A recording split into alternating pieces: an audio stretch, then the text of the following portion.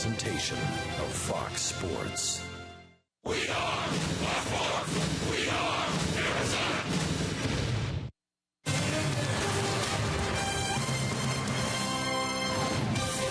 Cloudy and cool to close the season here in Minneapolis. Twins fans filing into their downtown ballpark for the final time this year as they close out their home schedule for 2014. D-backs ready to say so long to the road, the final road game of the year, before we head home to Chase Field. A chill in the air this afternoon, clouds overhead, and a matchup of former Yankees. It's Fidel Nuno and Phil Hughes on Fox Sports Arizona. Good morning from Target Field here in Minneapolis. Welcome to the broadcast. Steve Berthume, Bob Brenly along the way. Our final road game here in 2014. But the road has been kind as of late to Ender and Ciarte. Bob, the hitting streak is up to a dozen games for the D-backs leadoff man. 4-hit ball game last night. He has been on some kind of a roll. In his last 72 games as a leadoff hitter, he's reached base 66 times, or in 66 of those 72 games, either via a walk or a base hit. 9 of his last 12 games, he's led off with a knock. I mean, if you look at the way the numbers are piling up for Ender here over the last month of the season, he has now become a legitimate Rookie of the Year candidate in the National League. It's going to be tough. Billy Hamilton has had a lot of national press, obviously one of the fastest guys in the game, has had a good year, and Jacob deGrom pitching in the media capital of the world will have a certain advantage there as well, but Ender Inciarte certainly deserves consideration. Well, if he can keep this hit streak going until the end of the season, that will certainly help his cause. This is our last chance here to get Uno for Nuno. This is it. We're running out of games here, and this is his last start in 2014. Well, hopefully today will be the day. We've talked about it. Every time Vidal has taken the ball as a member of the Diamondbacks, he's deserved a much better fate. The whip barely over 1. Unless he pitches relief the last 3 games of the season, this is it for Vidal. Well, he is up against another former Yankee, Phil Hughes, in the final home game of the year here at beautiful Target Field. He'll have Bobby Wilson behind the plate. Start me up, his first start in Sedona Red for the D-backs. It's Wilson behind the plate, Nuno on the mound. Diamondbacks and Twins. More from Minneapolis when we come back on Fox Sports Arizona.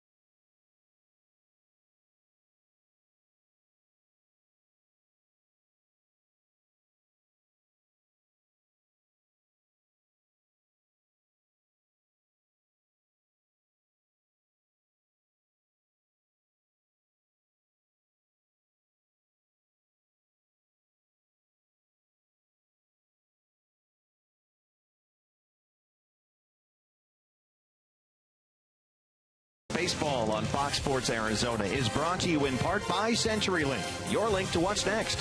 And by Jack in the Box. If the D-backs hit a home run today, score a free Jumbo Jack tomorrow with a purchase of a large drink.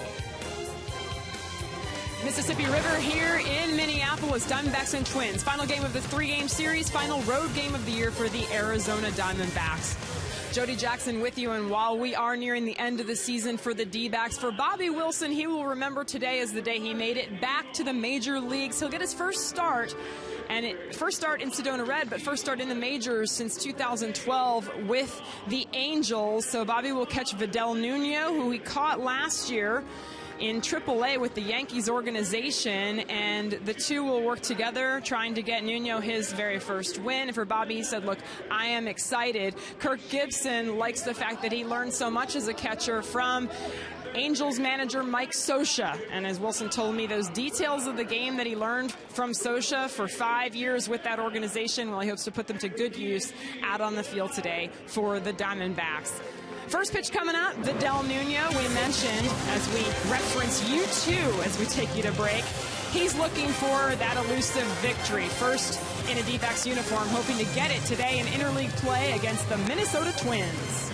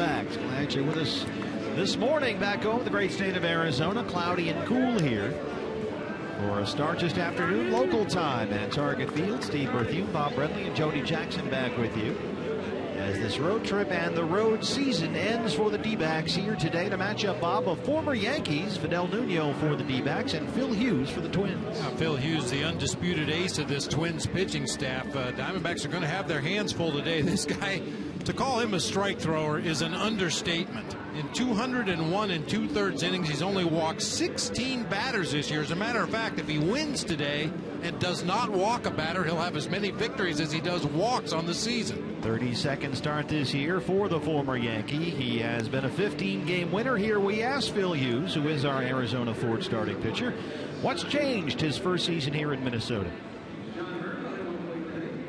Kind of kept in that same approach. I've always been aggressive, attacking the strike zone. I think the one thing that's kind of got me that next level is being able to locate my cutter to both sides of the plate, and that seems to open up everything else for me, and it's been a big difference maker for me this year.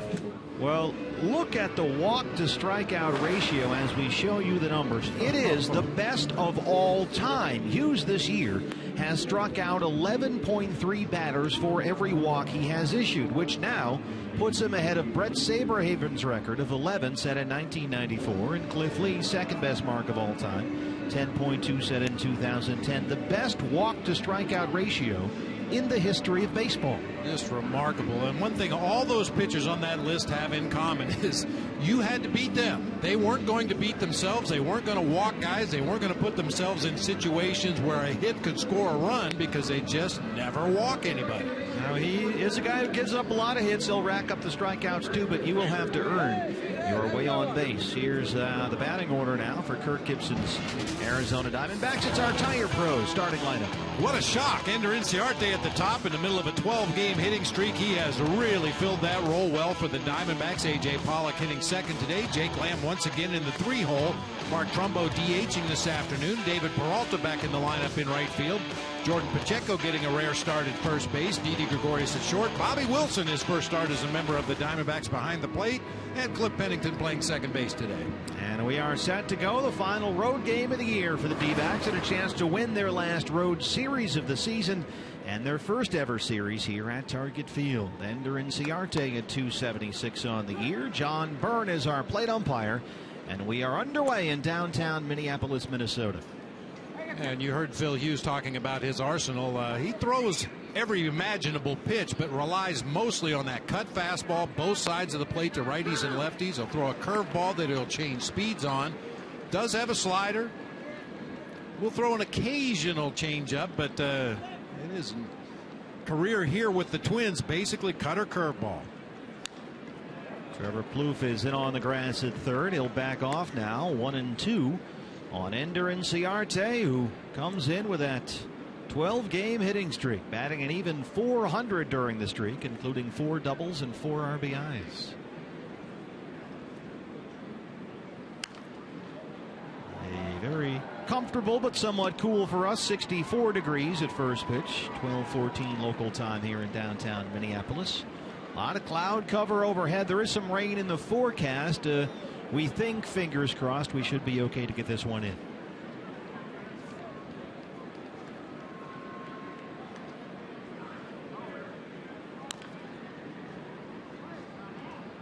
That was the harder breaking ball that time. 78 miles per hour. He'll, as I mentioned, change speeds on that curveball. Occasionally just roll one up there in the low 70s to try to steal a strike. At other times he'll snap it off and try to get a swing and a miss. Phil Hughes, he says about opposing hitters, if they're going to get on, they need to earn their way on. He said he was taught that early in his career. Might give up a base hit. He will not walk you. And Ender Inciarte has done it again. Another base hit to lead off the ball game. And Ender now at a baker's dozen, 13 straight games with a base hit. How does he do it?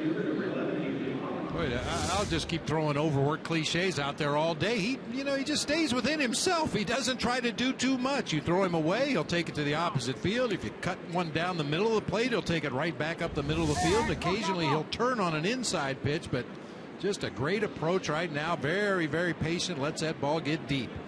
4 hits last night for Ender. He's now got 7 hits in the series. He's aboard for A.J. Pollock. A.J. back in the 2-hole this afternoon.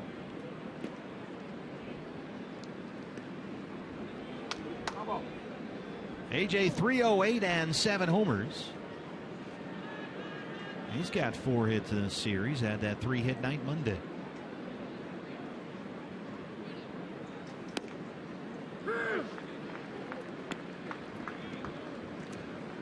Watch for Hughes to use that cutter on both sides of the plate to the righties as well. A lot of right-handed pitchers will throw the cutter over the middle of the plate, work it to the outside corner, or start it on the outside corner and work it off the plate away. But Hughes will throw the occasional cutter off the inside corner of the plate, try to freeze the right-handed hitter, and then move it back over that inside corner.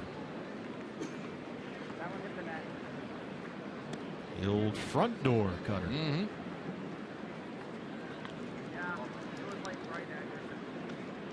Phil Hughes, 28 years old. Big guy out there, 6'5", 240. He was 4-14 last year with the Yankees, the ERA over 5. And he's got a chance this afternoon to win 16 games this year. 0-2 to Pollock. Make sure that Inciarte is leaning back toward the bag at first. Phil Hughes, the 3.61 ERA, by the way, is the second best mark of his career.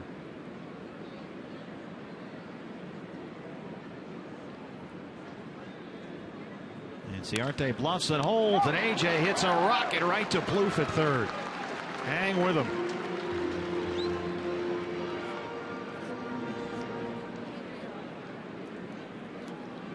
And that was that front door cutter we were just talking about a moment ago, and A.J. was ready for it and rips it toward that left field corner, but Plouffe right there to snare it out of midair. Fortunately, Ender Inciarte had a good read on that line drive, was able to scamper back to first base and avoid the double play.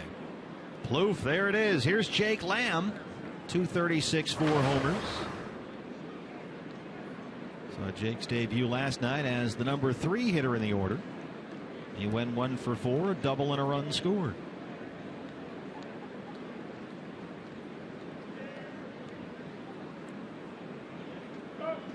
Inciarte bluffs again. That one is fouled back. Ender's got some happy feet down there trying to shake up Hughes or Kurt Suzuki behind the plate. There are the numbers on Phil Hughes' career. He's very much a roller coaster career with the Yankees. He was an 18-game winner at one time in New York.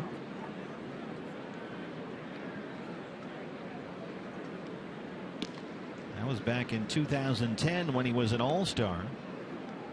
However, Hughes went from rotation foundation to the back of the subway car in New York. He could not stop giving up home runs at tiny Yankee Stadium.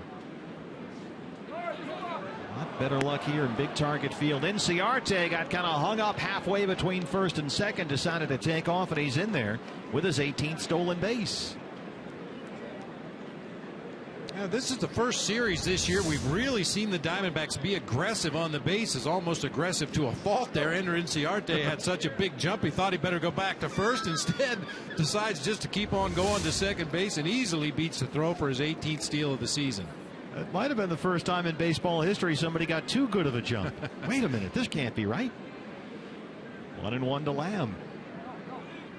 Way on at second, Escobar sneaking back behind the bag. Here's the pitch.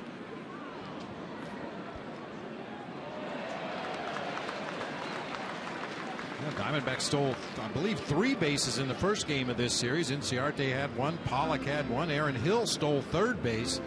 Last night they were trailing early, so that kind of shut down the running game, but early on, Ender Inciarte being very aggressive again. And they stole 3 bases Monday with Suzuki behind the plate. He's back there this afternoon. He did throw out Lamb trying to steal once in the 6th inning Monday.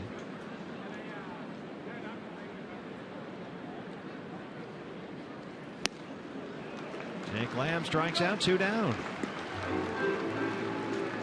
Take a look at the Twins behind Phil Hughes defensively. Aaron Hicks moves from center to left field today. Danny Santana taking over in center. Osvaldo Arcia in right field. It'll be Plouffe and Escobar on the left side of the infield. Dozier and Vargas today on the right side. As Bert mentioned, Kurt Suzuki behind the plate for right-hander Phil Hughes. Mark Trumbo with DH duty. Jordan Pacheco playing first base. Inciarte takes off for third. He will get in there without a throw. Ender running wild on the bases. That's stolen base number 19. Well, it's not all on Kurt Suzuki. Phil Hughes is very slow to the plate, has a lot of things going on with his leg there, and his stride toward home plate takes a little while to unload the ball, and Ender Inciarte says, I'll just take another one. Going to get that runner home from third now with 2 outs is Trumbo, who lifts that in the air to center field. Santana should have room backing up. It's a little breezy here today. Got caught up in that wind, but it's no problem. And so Hughes drams the leadoff single. Here comes El Nino in downtown Minneapolis.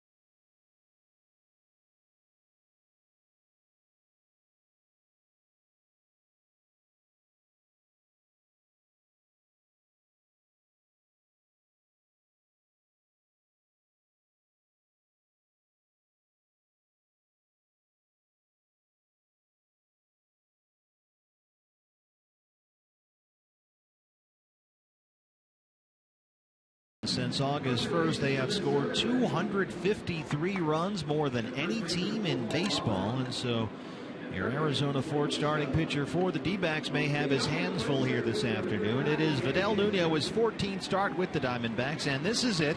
His last chance this year to get a win in Sedona Red since his midseason trade from the Yankees. His pitching coach is Mike Harkey.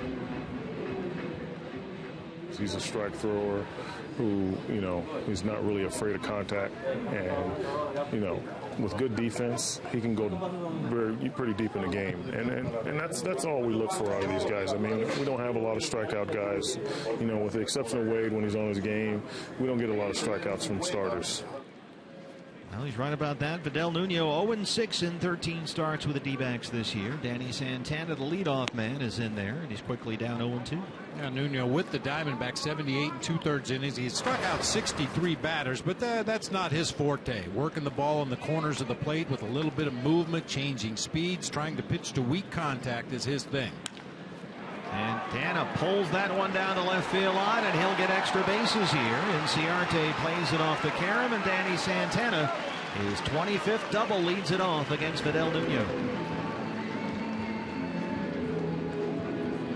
This is the batting order for Ron Gardenhire's Minnesota Twins. Our Tire Pros starting lineup. We've seen Danny Santana at the top, leading off with a double. Brian Dozier at second base. Trevor Plouffe 4 knocks of his own in the ball game last night. Kenny Vargas at first base today. Kurt Suzuki behind the plate. Osvaldo Arcia in right field. Josmil Pinto doing the designated hitter duties today. Aaron Hicks in left, and Eduardo Escobar at shortstop.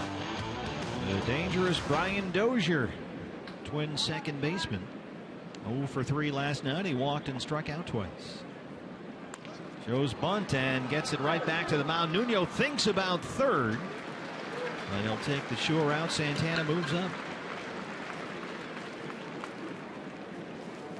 You often see guys who were in the home run derby bunting early to move runners along, but that's the case here with Dozier.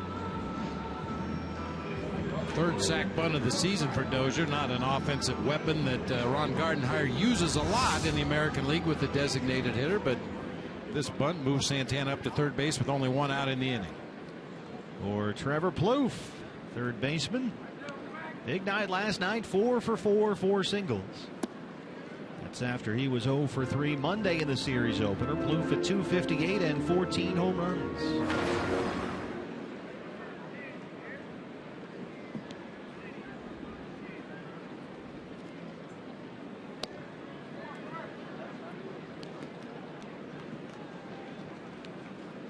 Trevor Plouffe last offseason bulked up, added 15 pounds of muscle. His career high for doubles had been 22. He's got 40 doubles this year, leading the Twins in RBIs as well. Also a new career high for him. And here they are. Trevor Plouffe, 4 for 4. Diamondbacks had no answers for Plouffe last night. Just a short, controlled swing. Talking about it with Inciarte, letting the ball get deep into the hitting zone and then just hit it wherever it's pitched. Pulls that one foul. He has stopped trying to pull the ball all the time, as we've mentioned in this series, and it has really paid off using the whole field, a much more patient approach up there. He's walking almost twice as much as he has in previous seasons and not chasing pitches out of the zone so often. And that one right there, and Nuno has run it full 3-2.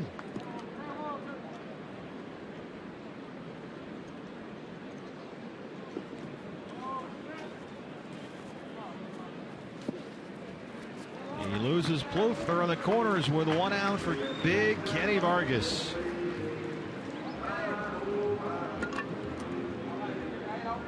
And you do not want to have base runners ahead of this young man. 6'5", 275. Hitless Monday night. He was hit by a pitch and struck out.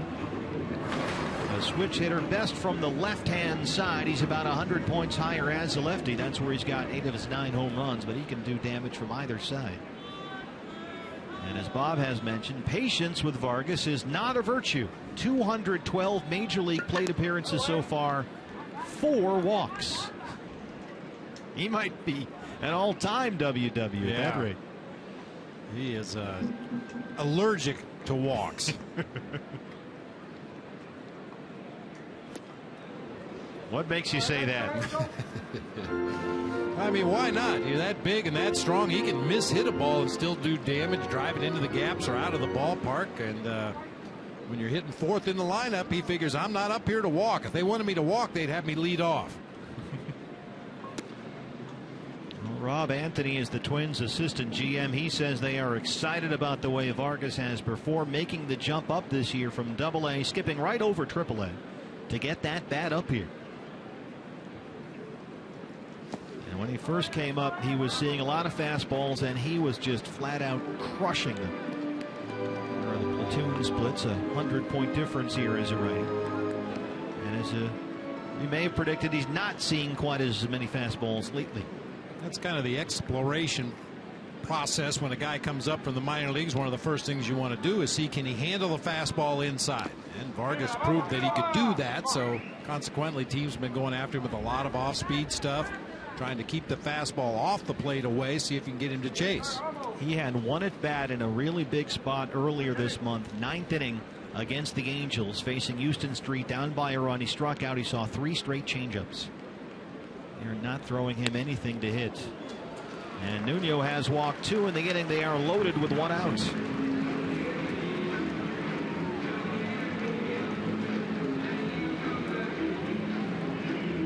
He goes against the mold right there. A guy that just almost refuses to take the base on balls, but Nuno couldn't get him to nibble on that pitch just off the outside corner. Just his 5th career walk, and the Twins have the bases full with 1 out for the catcher, Kurt Suzuki.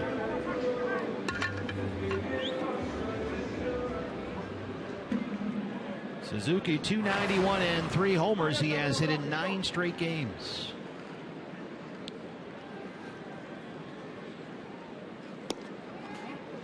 Ball 1. A double and a run scored Monday. He was 1 for 4. Santana's at 3rd. Plouffe is at 2nd, and Big Vargas, the runner, at 1st.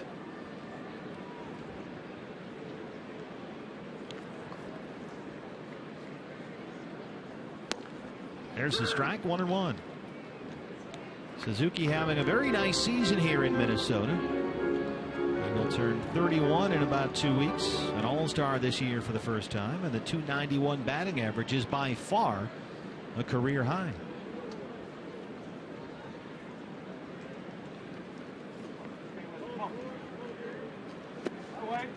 Suzuki brought here on a one-year deal he signed last winter. And it's worked out well. This July they gave him a 2-year extension, in fact, to keep him around a bit. Got $12 million. And there's a vesting option for another $6 million in 2017 that he should be able to reach if he stays healthy based on plate appearances. Bases loaded, 1 out, 2-1 to Kurt Suzuki. And Nuno is really having trouble locating here. It's 3-1.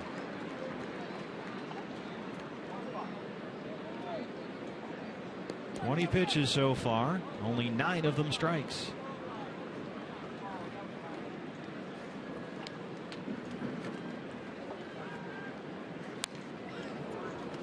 Wait up, boy.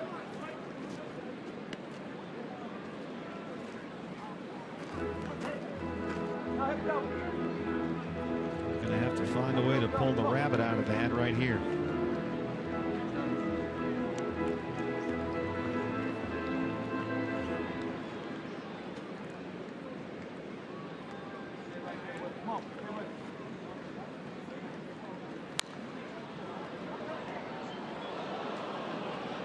Del Nuno, 8 hits allowed in 5 1/3 his previous timeout. That was Thursday, the opener of this road trip at Colorado.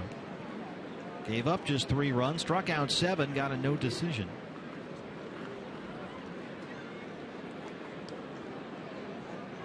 And a bases loaded 1 out jam here to start us off at Target Field. 3 straight walks he has, walked in a run.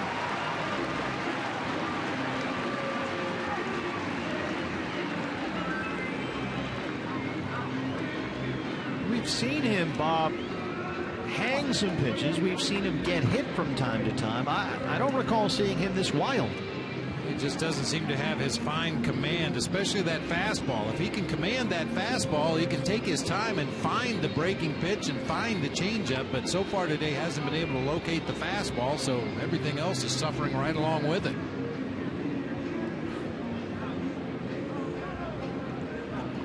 We know Kirk Gibson has not shown a lot of patience with his starters here in the last couple weeks of the season. If Nuno doesn't retire Arcia right here, I would expect to see some activity in that bullpen very early. Nuno has only had 1 start with the Diamondbacks where he walked more than 2 batters. He walked 3 Phillies July 27th. He has walked 3 Twins in this first inning. He's got only 1 out. And the dangerous Osvaldo Arcia steps in. Now he will swing at a fastball. Osvaldo Arcia, bases loaded for his career, does have 1 grand slam, 19 home runs this year. He has got some power. Reaches down and lifts it in a very shallow right field. Pennington backing up out there. Plouffe will stay put at third, and that's a big out, number 2.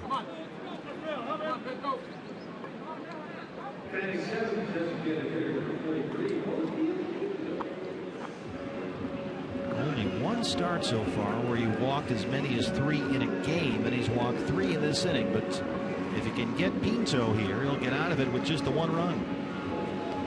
Yosmiel Pinto, he was the catcher last night. He's the DH today. 220 on the year and 7 home runs.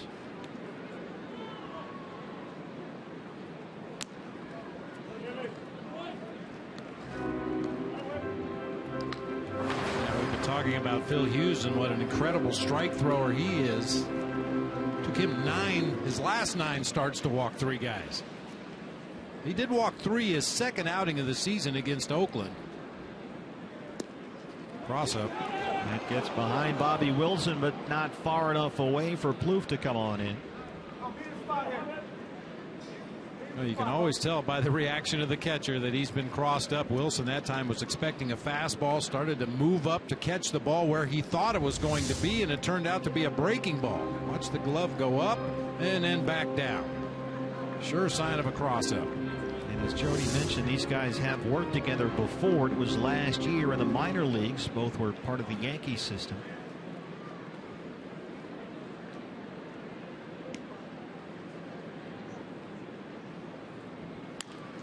Pinto lifts that in the air near the seats and out of play. So Nuno a strike away from big trouble. Yosmiel Pinto hitless last night. He walked and scored a run. Also had an RBI sac fly. And he's got some pop up there. 8 doubles, 7 homers, and about 160 at bats. Pulls that one foul.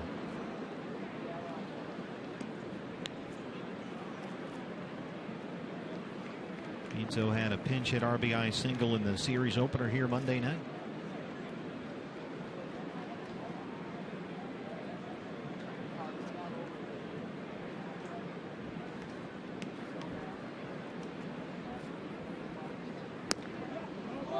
This is away, 2-2.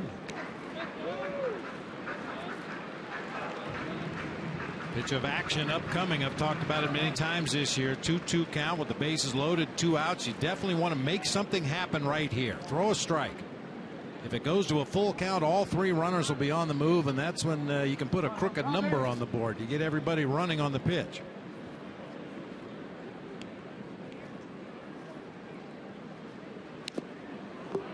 Just does get a piece of it to stay alive.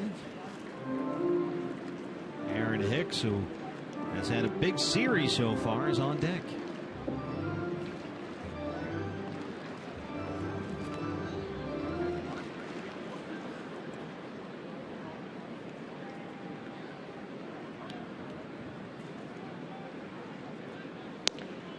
Called strike 3. Ring him up and sit him down. Nuno leaves him loaded, but the Twins get 1 after he walked in a run.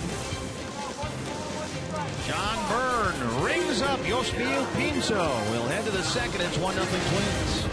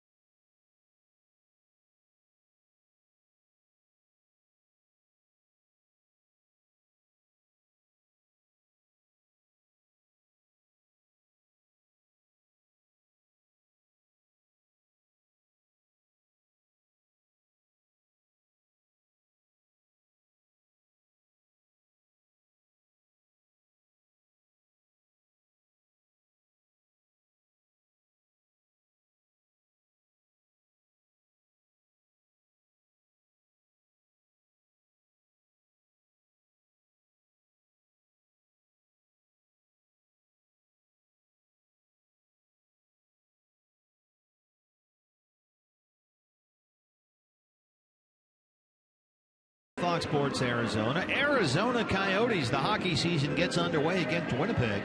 Thursday, October 9th at 6 o'clock. It starts with a special 1-hour Coyotes Live pregame show.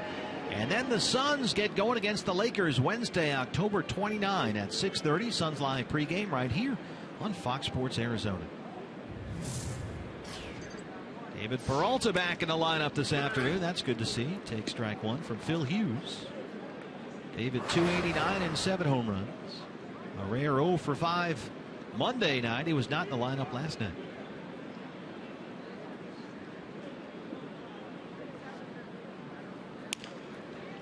A slow bouncer to shortstop. Escobar throws it out. 1 down.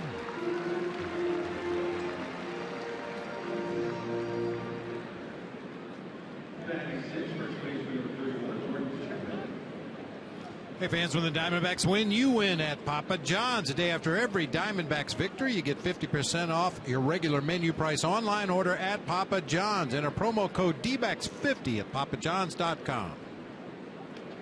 He started first base here today for Jordan Pacheco. With both the D-backs and the Rockies this year, 252, 16 RBIs, and he has really been effective up there lately. Jordan, as he steps in here, has 7 hits in his last 10 at-bats with 5 RBIs. He has been a very effective pinch hitter as of late. The start today at first with Trumbo in there as DH. Here's an easy fly ball to Arcia. 5 in a row set down by Phil Hughes, 2 outs. Couple other day games of interest today. The Angels taking on the Oakland Athletics in Oakland today. John Lester taking the ball for the A's. And the White Sox at Detroit. Chris Sale and Justin Verlander. Oh, stop it. Twins, after this ball game, are on a plane to Detroit. They finish up with 4 at Comerica Park against the Tigers. Didi Gregorius, 220 and 6 homers. Sonny Gray had I forget how many strikes. He had like 10 strikeouts last night through 4+. Just rolling along. And had a wild one last night, Giants and Dodgers. How about Madison Bumgarner? Usually he hits Puig. The batter charges. Bumgarner kind of went at Puig after he hit him in the foot. I'll tell you, I would advise National League hitters to be very careful about charging the mound on Madison Bumgarner. This guy has no fear of any human being. He will charge you. Yeah. There was a story earlier this year, and I'm telling this third hand, so it may be embellished a little bit, but pitching in St. Louis, he was getting ragged from the Cardinals dugout really bad the night before when he was pitching. Came back the next day during batting practice as Didi bangs one into right field for a base hit. Yeah, came out the next day during batting practice, walked straight across the field to a full Cardinals dugout and said, "Which one of you guys was yapping at me last night?" And he's got that North Carolina accent. Oh, yeah, and there was dead silence in that Cardinals dugout. Well, if you got something to say, I'm standing here right now, and nobody spoke up. All right, Dan. All right, Dan. Bobby Wilson. Didi, the 2-out single. He's now hit in 6 straight. His second at bat with the Diamondbacks, and today Bobby getting his first big league start since September 30th, 2012 with the Angels. He did not play the big leagues last year.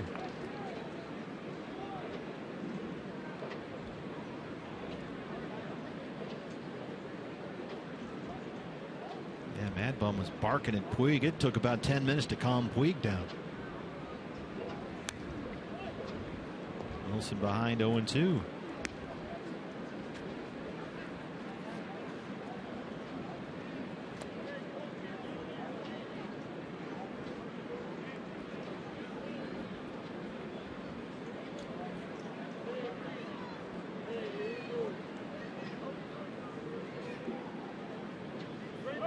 There goes Gregorius. Wilson reaches down and pokes it into left. He's got a base hit. They sent the runner. And Bobby Wilson is on board with a single here in the second. That's got to feel good for Bobby. Oh, absolutely. You know, we talk a lot about adjustments from at bat to at bat, game to game. He made an adjustment right in the middle of his swing right there. Got an off-speed breaking ball up and out over the plate. Was geared fastball. Just kind of had to flip his hands out there and drive that one into left field for a base hit. So 2 on, 2 out, couple of 2-out singles brings up Cliff Pennington, the number 9 hitter. Cliff getting the start at second base, a day off for Chris Owings today. 253, 2 homers.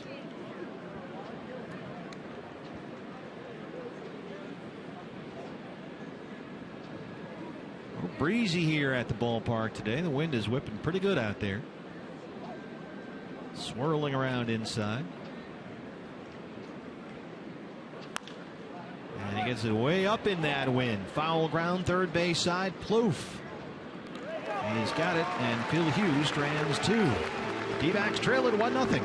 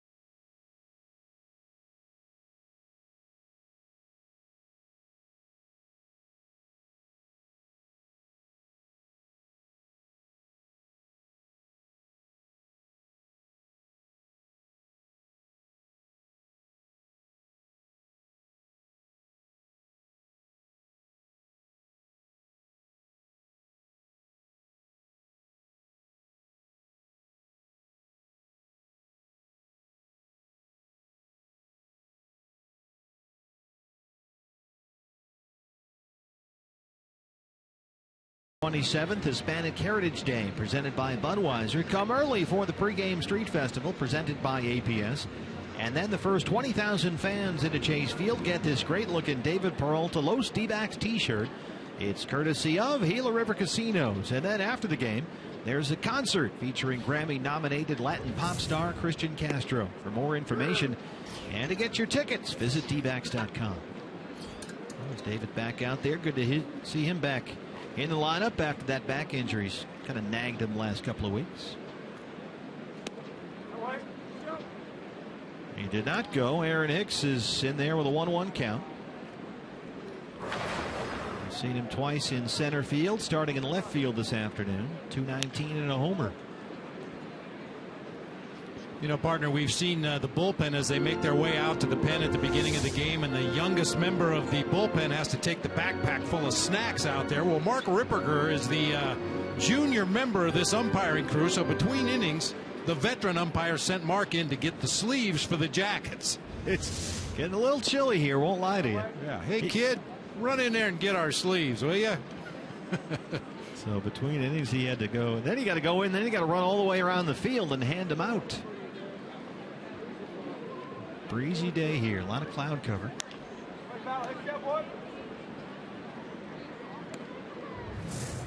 There you go. There you go, Mr. Barksdale. Yep. Mr. Cedarstrom. Yeah, I saw Gary Cedarstrom tuck his up underneath his jacket. We'll probably put him on between innings, but it's tough to be a rookie. At least he's not out there with a Hello Kitty backpack or anything. That's something. Yeah, even some of the Minnesota people here are shivering, bundled up a bit. I remember when I was a rookie in the big leagues sitting in the bullpen at Old Candlestick Park, which used to be right next to the door that went up the tunnel to the umpire's room, and several of the veteran umpires used to walk down there between innings. Hey, kid, go in there and get me a cup of coffee between innings and leave it right there behind the door. Yes, sir. Well, here's Vidal Nuno, who walked 3 in the first. He runs it full to Hicks to lead off the second. Nuno walked in a run. Danny Santana doubled. Dozier bunted him over to third and then walks to Plouffe, Vargas, and Suzuki. Made it 1-0. Nuno already at 40 pitches. There's a fly ball near the right field line. Easy play for Peralta, although I guess nothing is easy with that cloud cover overhead and that wind out there in right field, but that's the first out.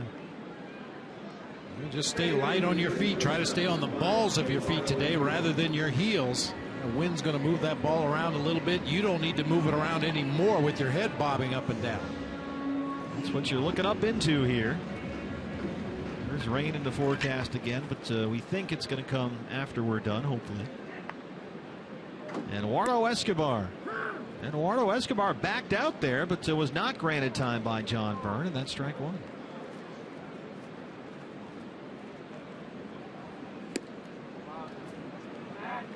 Yeah, he requested time, but John Byrne felt like Vidal Nuno was far enough along in his delivery that it was a danger to stop the pitcher, so he just backs out of the batter's box, and Nuno jumps ahead in the count. That'll work. Escobar, a pair of hits in the series, an RBI double. He scored a run last night, 275. Oh. And Nuno well ahead in the count, hits Escobar. He has just been all over the place today. And this is really out of character for Vidal Nuno. I mean, his stuff, as we've talked about many times, isn't going to light your eyes up, but his command will, or at least it had before today. That time a little cutter on the inside corner just ran way too far inside. And now through 1 1/3 innings, he has walked 3 and hit a batter. After never having walked more than 3 in any start this year with Arizona. But the Twins have a 1-out base runner for the top of the order. It's Danny Santana, who doubled and scored in the first. And this might be a guy that you can get to. Santana, one knock on him is the strike zone discipline. He strikes out a lot more than he walks. But there is time to work on that as he develops, just 23 years old. They like him a lot here. And despite the 0 in the series opener, he was off yesterday. He's got 11 hits in his last 8 games, including 4 doubles and a triple, and he doubled his first time up today.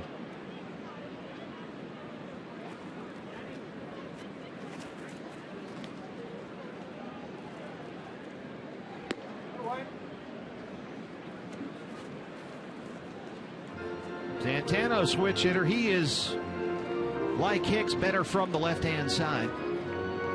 Over 320 as a lefty, including 5 of his 7 homers, so he's at something of a disadvantage here. Munoz ahead 1-2.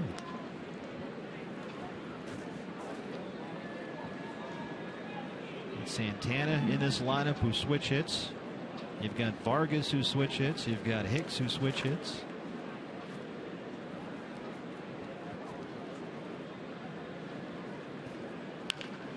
A bouncer in the hole and through into left, a base hit. Danny Santana 2 for 2.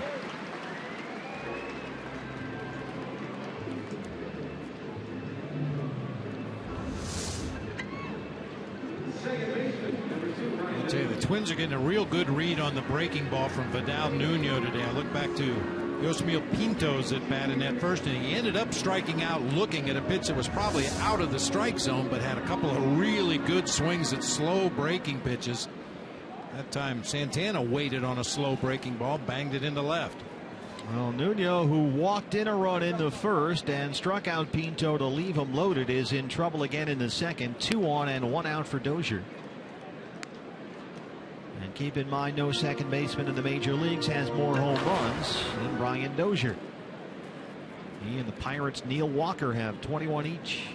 In fact, Dozier is 3rd in the major leagues in runs scored. He's behind only Mike Trout and Anthony Rendon.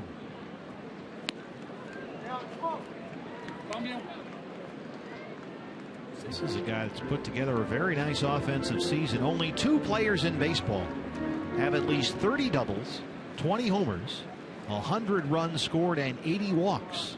Brian Dozier and Mike Trout. 2 balls and a strike.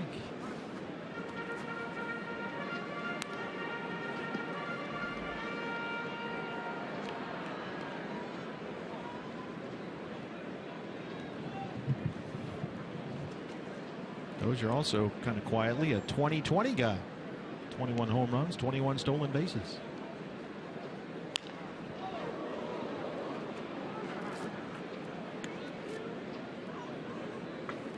Nuno over 50 pitches, and he's only got 4 outs.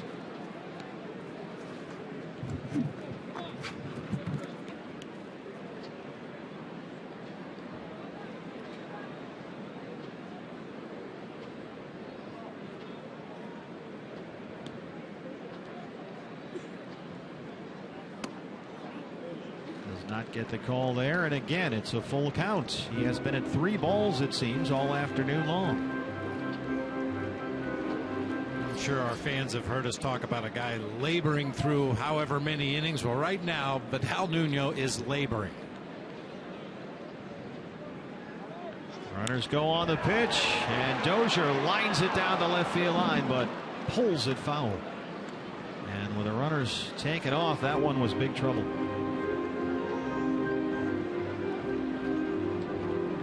Usually the determining factor whether to start the runners on a full count with only 1 out is the ability of the hitter to make contact, and Dozier certainly can do that.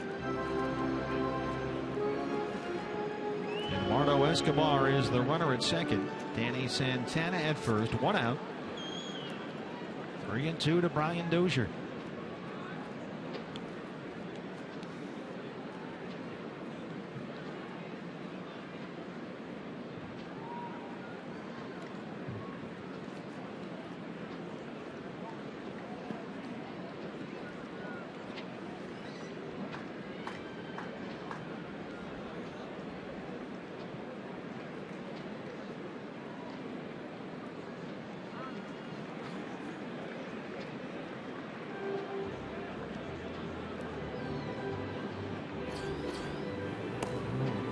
Teetering on the edge. Randall Delgado is throwing in the Diamondback bullpen.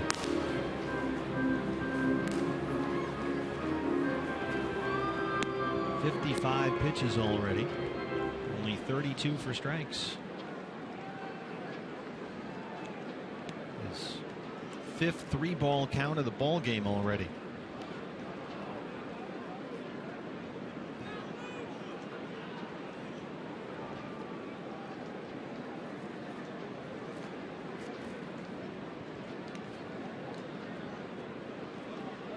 Runners take off again. Dozier fouls it back.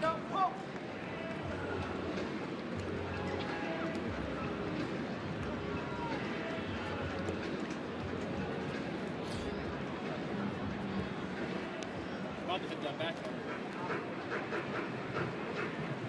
Nuno has been a little more hittable lately. Through his first 10 D-back starts, he gave up more than 6 hits in a start only twice.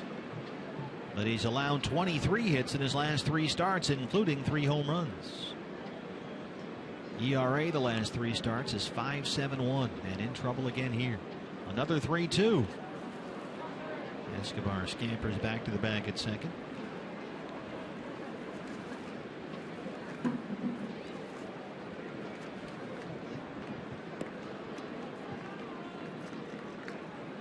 Runners take off again. This one is grounded in the hole. Lamb knocks it down, recovers, and Dozier beats it out. The bases are loaded. Well, he's got 21 stolen base speed getting up that line, and it was just enough. A stop by Jake Lamb, who had moved about 1 step to his right as the runners were on the move, had to reverse field, go back to his left, and make the diving stop. And just too much speed from Brian Dozier that time. Couldn't recover quickly enough. They are loaded for Trevor Plouffe.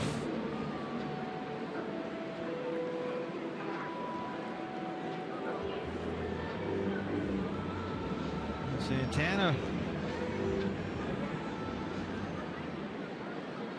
is on at second. Escobar at third. Dozier aboard at first. And Nuno, who was in this mess in the first, got out of it giving up only the 1 run. And is walking the high wire again in the second. Ball 1 to Plouffe, who walked his first time after his 4 for 4 last night.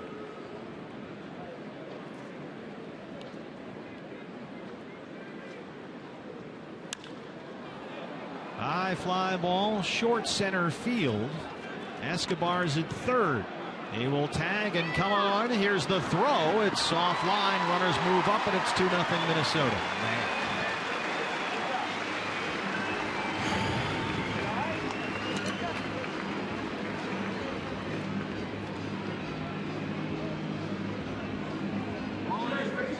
A.J. Pollock, the latest member of the overthrown cutoff man club. Boy, this airmails everybody. Both the trail runners were going to stay at their base until they saw that ball sailing over the head of Jordan Pacheco, and unfortunately they now both advance into scoring position for the cleanup hitter. Big Kenny Vargas.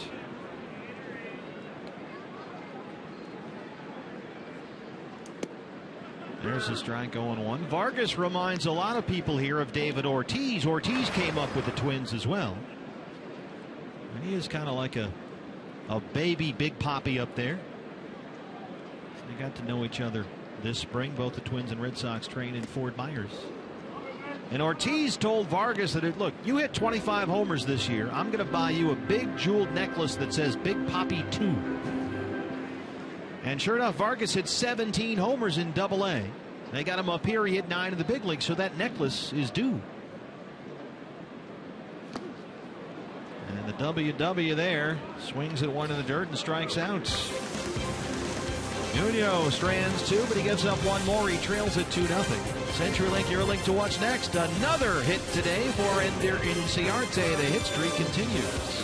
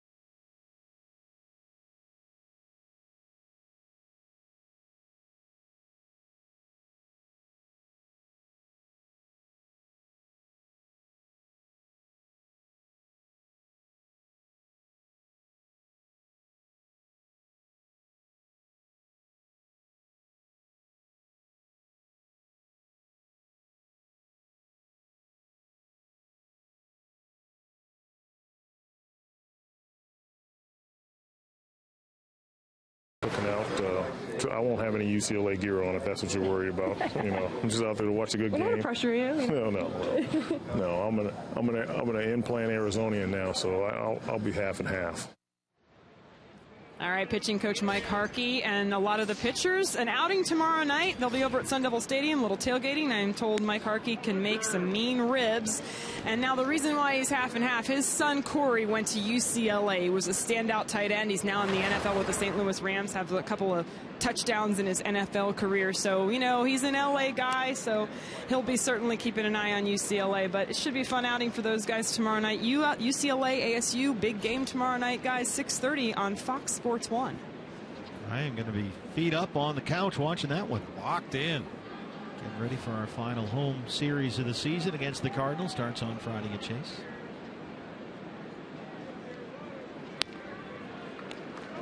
Ciarte, who singled to extend his hit streak his first time up, strikes out quickly to open up the third. A couple other games of interest later tonight. Cardinals, who got walked off by the Cubbies last night. That's always a big series, regardless of where those two teams are in the standings. John Lackey against Jake Arrieta in that one. Of course, the Giants and the Dodgers hooking up again tonight. Tim Hudson against Clayton Kershaw. And the Pirates still looking to steal that National League Central. Only a game and a half back going into play tonight. It'll be Jeff Locke against Julio Teheran from the Braves. 1-0 to A.J. Pollock. That is down the line and out of play. And you mentioned the Pirates making the Cardinals a little uncomfortable. A game and a half in that NL Central. St. Louis at Chase Field for the final series of the year starting on Friday. So the Cardinals are going to need all those games, it looks like. And they have brought their big guns. They will go Waka, Lynn, and Wainwright on Sunday. So they are locked in. D-backs rotation lines up Cahill, Miley, and Colementer. Friday, Saturday, Sunday. All three games on Fox Sports Arizona. dbacks.com/tickets. Your final chance to see the D-backs in 2014.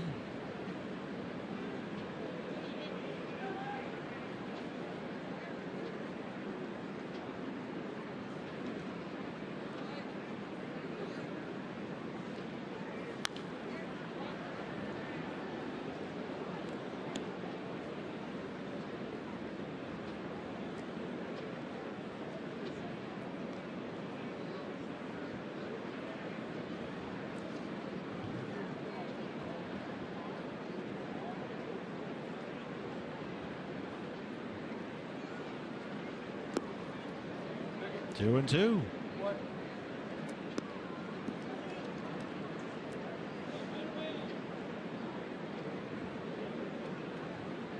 Phil Hughes opened up the ball game with 181 strikeouts on the year. That's a career high. Puts him top 10 in the American League. It's also the first time in his career he's been over 200 innings in a season. He's rolled down the third base line for Plouffe, who backhands it high, throw, and Pollock's aboard. E5. I was going to blame that one on the wind, but the wind has died down here considerably after that first inning of the game. It kind of blows straight in from right field here at Target Field, and occasionally if you get underneath that ball a little bit too much, it will sail on you, and that's exaggerated by the wind, but the wind has died down. That's just a bad throw, Trevor. He has really worked hard on his defense. It has been much improved this year. Let that one get away, however. Jake Lamb, a strikeout victim his first time.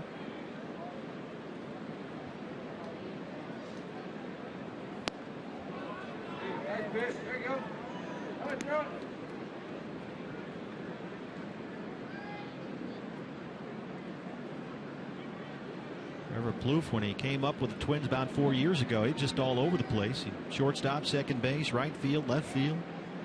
Last year finally settled in at the third.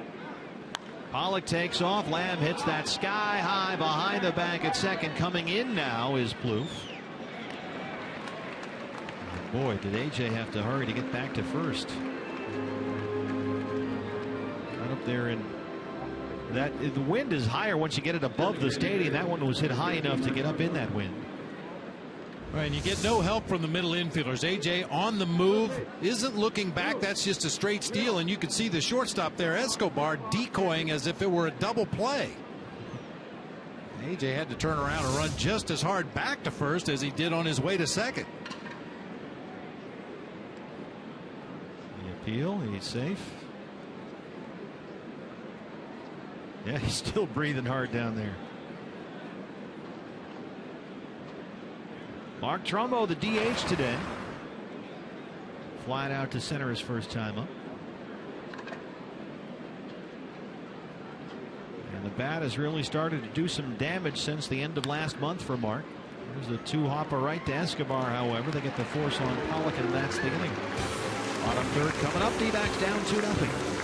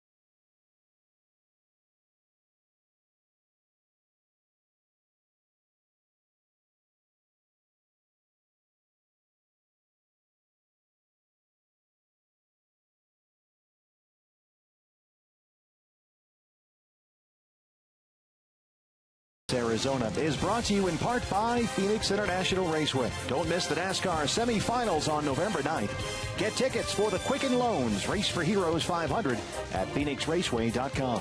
And by Panda Express, introducing Panda Express online ordering. The mighty Mississippi here in downtown Minneapolis. Steve Berthune, Bob Brentley, and Jody Jackson with you. Final road game of the year in 2014. And the Diamondbacks looking to win the series here in the rubber game of the three-game set. Kurt Suzuki, the catcher, leads off the third with strike one against Vidal Nuno. Suzuki walked with the bases loaded his first time up. As Nuno has had major control issues here this afternoon. Already at 63 pitches here.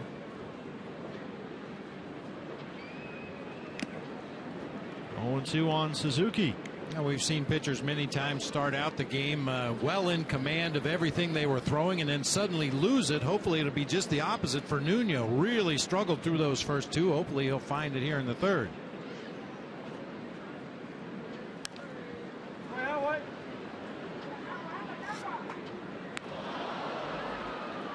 Kurt Suzuki came up with the A's, played parts of 6 seasons in Oakland, and since then has bounced around a bit. The A's sent him to Washington in August of 2012. Nationals traded him just over a year later back to Oakland. Nice hop for Jake Lamb, easy throw. One away in the third. Don't forget, fans, tweet us your fan photo. A lot of outrage on the Twitter over the selection yesterday. Really? Yeah, I got a couple of tweets. People weren't happy that Mitch Riggin jumped in there.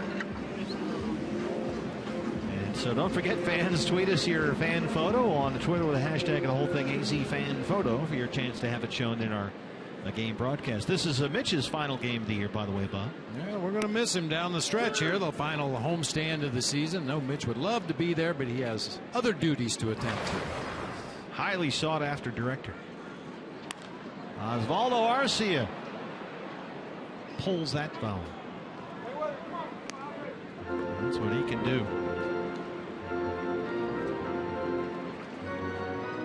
Nuno, who labored through the first and second, gets Suzuki to ground out. Now he's 0-2 on Arcia, who is 1 for 9 in the series. He singled last night. Called strike 3. Third strikeout for Nuno. 2 down.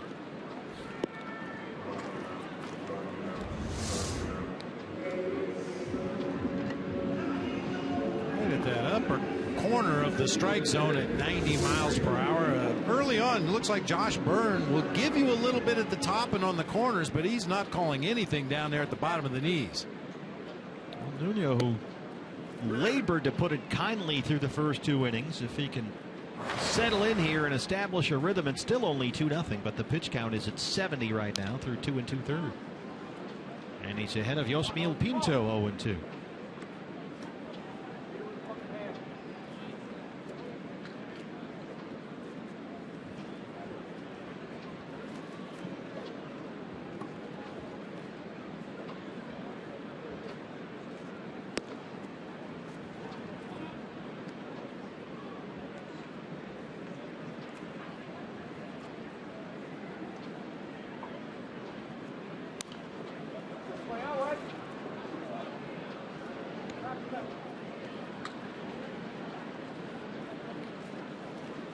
Adel Nuno, start number 14 in Sedona Red, and his last chance to get that first D-backs win. Pinto's making him throw a whole lot of pitches here. 0-6 in 13 starts.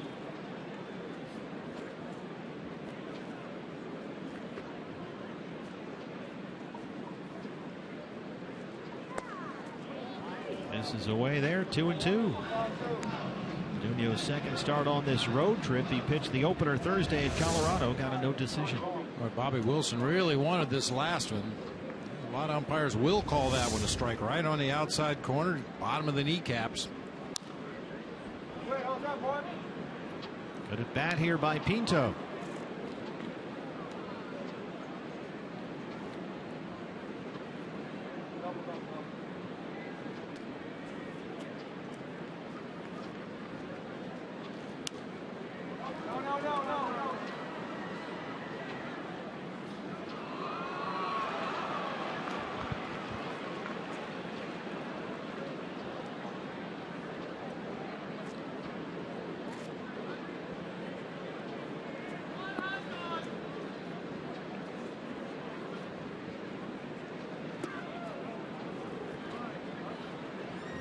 It's full 3-2.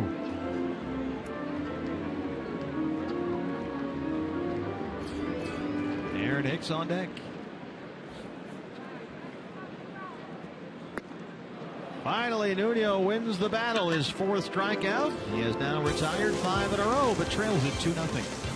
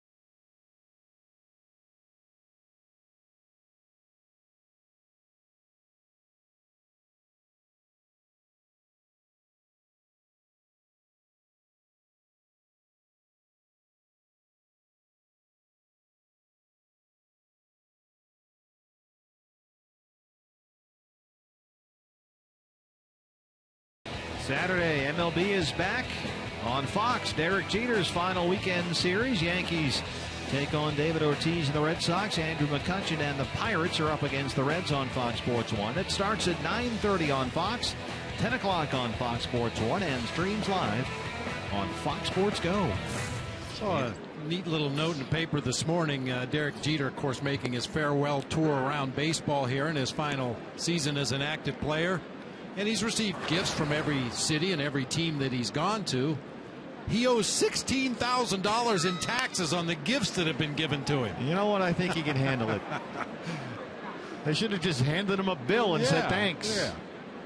Number 2. You don't think about that stuff. You know, and he's kind of getting clobbered lately for this year-long bow that he's been taking, and of course it's not his fault. I don't know if that's the word anyway, but people are kind of hitting him a little hard. You know, he's not that great a Yankee. That's even, we're allowed to say that. I don't know, as Hicks has that one. One of the national commentators did a whole rant about that the other day. And you look at the all-time list of Yankees, and of course Mantle, DiMaggio, the whole thing. He's not at the top of any of those lists. Well, I just keep coming back to the fact that he's been playing in a pressure cooker his entire career, the most recognizable face on those Yankees teams his entire career, and has never had a bad word said about it. Been a model citizen on and off the field. Jordan Pacheco.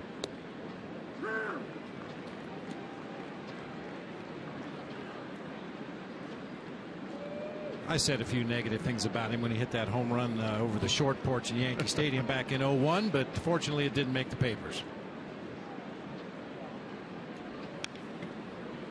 That 319-foot fly ball he hit that snuck over the short porch in right field against BK. I've talked to Phil Hughes about that short porch. He'll tell you. Man, he was giving up home runs by the barrel last couple of years in the Bronx.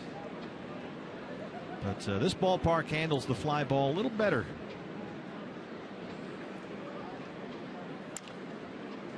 And here's another one. Going to stay on the infield. It's Dozier, and that's the second out.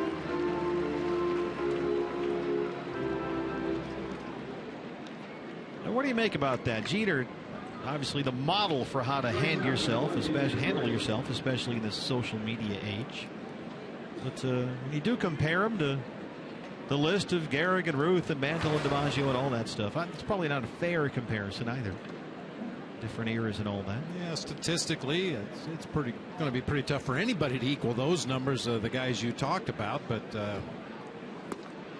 he's got a bunch of World Series rings at home, and he's the captain of the most recognizable baseball team in the world. That'll do it. Yep. Didi singled his first time up. He's now hit it in 6 straight. And of course, they're going to have to find a shortstop next year. That's the other part of this equation. It's going to be very odd after 20 years, 2 decades, to see the Yankees without Jeter. They're going to have to figure out something at shortstop. And of course, the Yankees being the Yankees, the rumors you hear, it's not some guy they're going to bring up from their system, of course. No. Troy Tulowitzki's name has popped up. Handing out the big checks to, broken down veterans has worked so well. Why stop now? 2-2.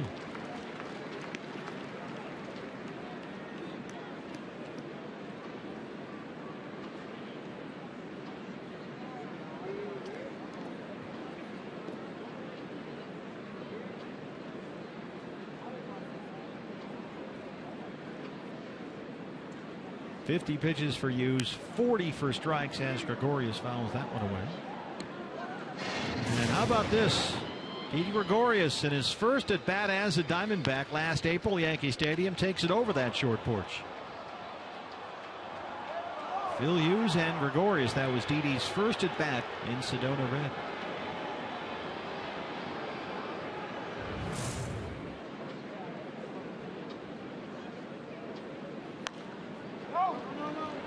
This is drifting back into the seats and out of play. Hey fans, anytime the D-backs score 6 runs or more, Taco Bell is giving away 3 free tacos with the purchase of a large drink between 4 and 6 the following day at participating locations.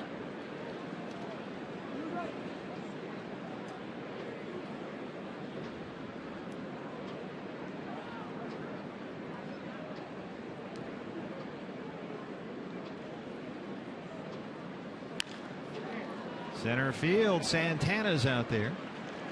And it's a 1-2-3 fourth for Phil Hughes, who has retired 5 in a row. He leads it 2-0.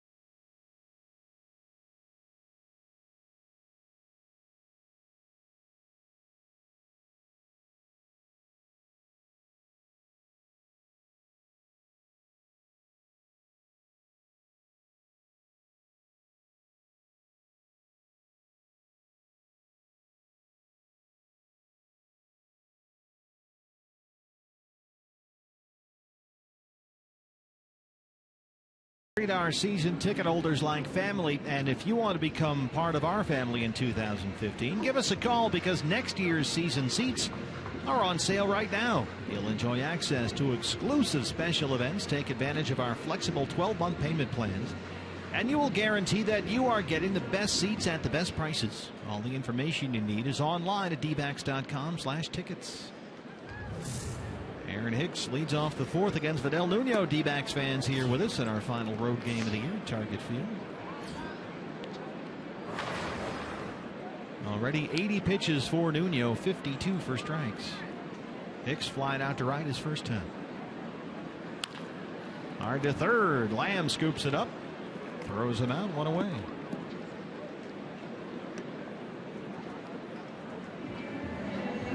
That's why we call third base a reaction position. Jake Lamb drawn in to protect against a possible bunt, and Hicks slapped one right down there to him. Just react quickly. Plenty of time to make the throw. Eduardo Escobar hit by a pitch and scored a run his first time. A switch hitter, best from the right-hand side. Handles himself pretty well as a lefty. Also, he'll homer from either side of the plate.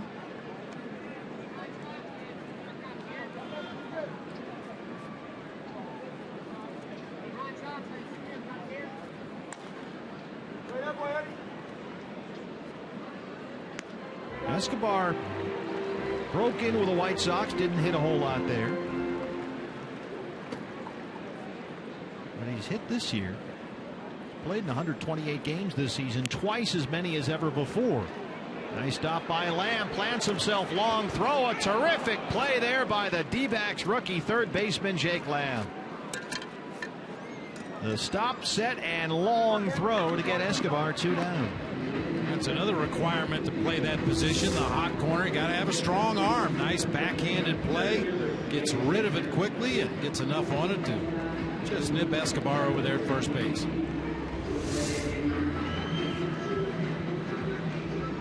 Seven straight now set down by Nuno. Santana's 2 for 2. Vidal here, BB, looks like a whole different guy from the one that was on the precipice there in the first and second. A little bit of hopeful thinking back in that third inning when I mentioned that sometimes guys start out slow and find it. Other times they start out really good and lose it. And we were hoping Nuno could find it in a 1-2-3 third and gets the first 2 outs quickly here in the fourth. And he's ahead of Santana, 0-2.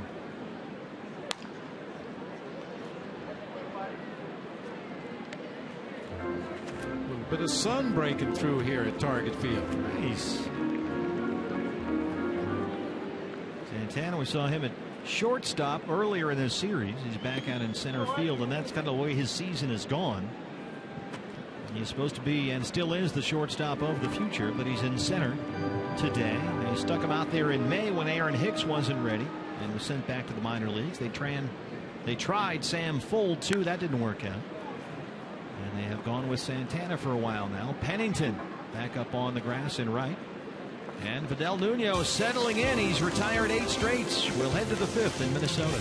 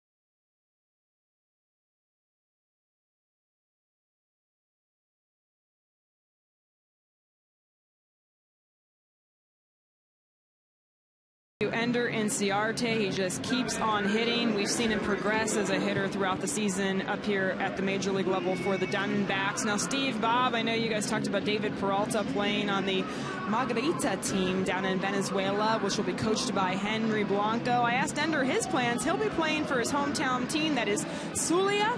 He played there last year in the winter. Of course, last year he said he played about 80 games. He's going to cut that down to about 45 because, of course, of all the at-bats he's had this season. But he's looking forward to continuing to get better in winter ball. And then after that concludes, he will work out in Florida. Guys want to continue their progress. You're right, Bob. 2 guys that do not want the season to end. Got to be Ender Inciarte and David Peralta.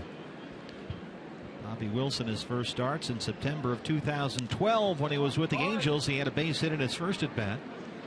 Skies a pop up to shallow left center. Escobar's out there, and that's 6 in a row set down by Hughes. You know, and there's some national and civic pressure for these guys that leave their native land and come here to play in the States. And then in the wintertime, they want them to play for the hometown team. You know, we've watched you on TV all summer. We want to watch you play for the hometown team. So there's a little bit of pressure when these guys go back home. A lot of passion at those games. The crowds are into it. A lot of noise. Flip Pennington. First pitch swinging, lifts it in the air to center field. Danny Santana, 2 down.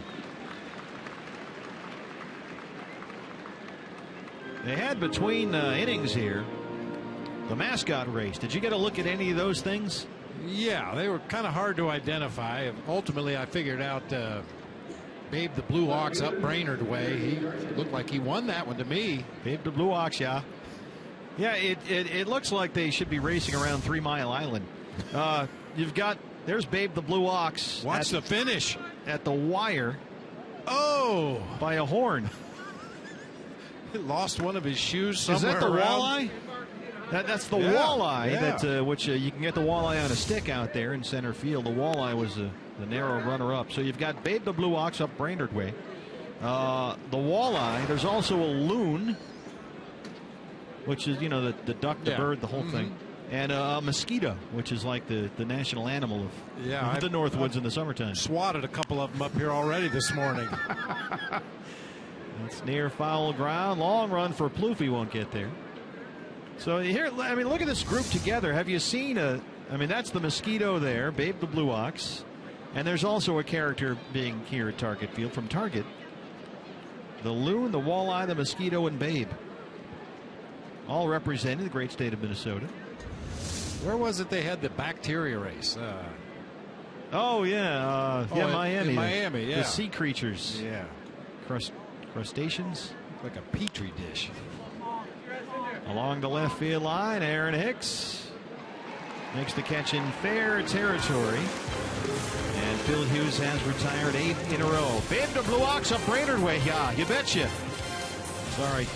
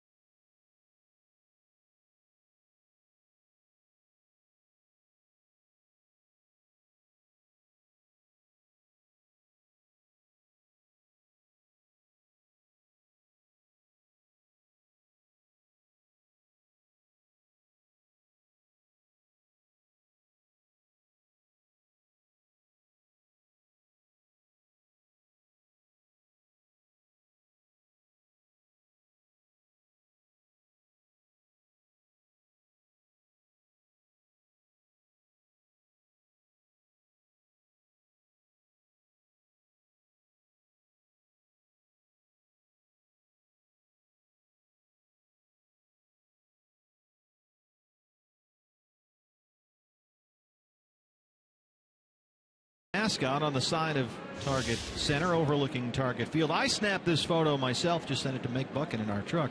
That's TC the Bear. He was kind of doing his mascot thing with us, just below our booth in the previous half inning. They do have other mascots here as well. And unlike Dinger in Colorado, you actually see TC here at the ballpark before the 9th inning.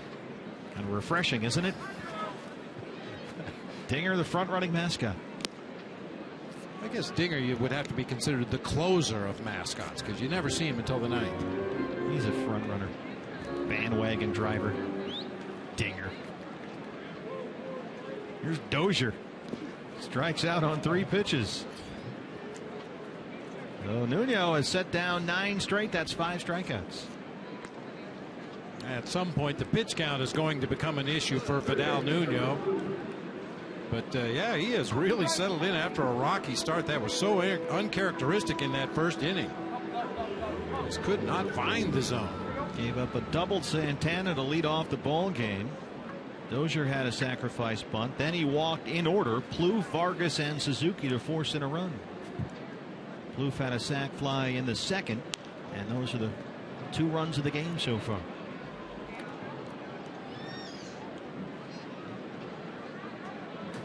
But TC the Bear was very nice. He came by and said hello. And he was what they call up here Minnesota nice. That's the thing, right? Well, the Minnesota people in the booth are laughing at me now. Maybe not all so nice. We got the one not nice one. I'm just kidding.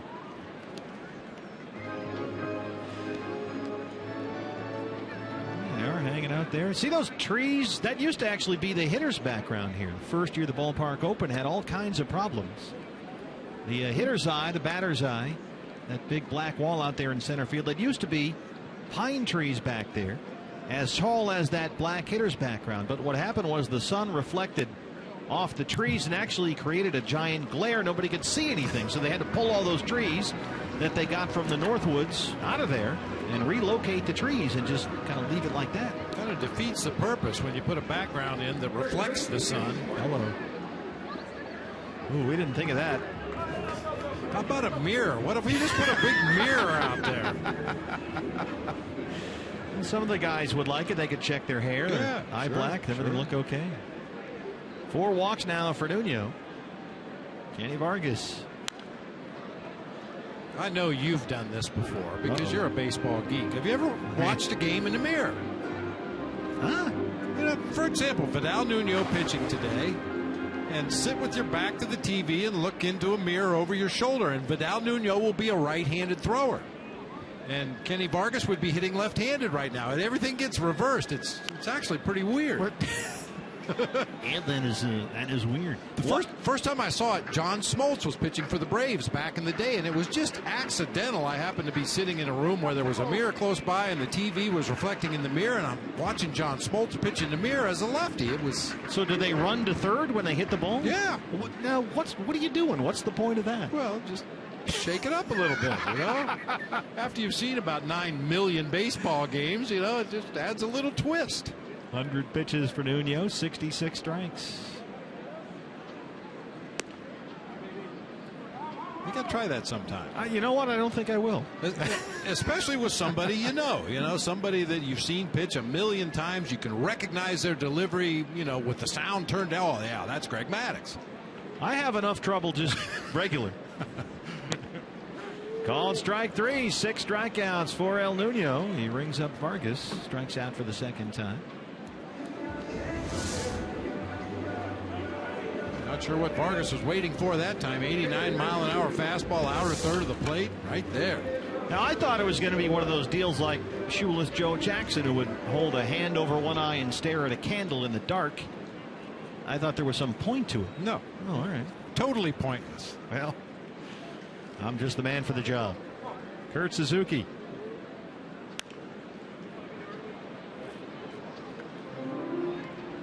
Do you ever have any tricks like that to improve the old batting eye? Any kind of visual techniques? We tried some different things. When you play for the San Francisco Giants in Northern California, we tried just about everything. We had hypnotists and psychotherapists and sensory deprivation tanks. And losing is a disease.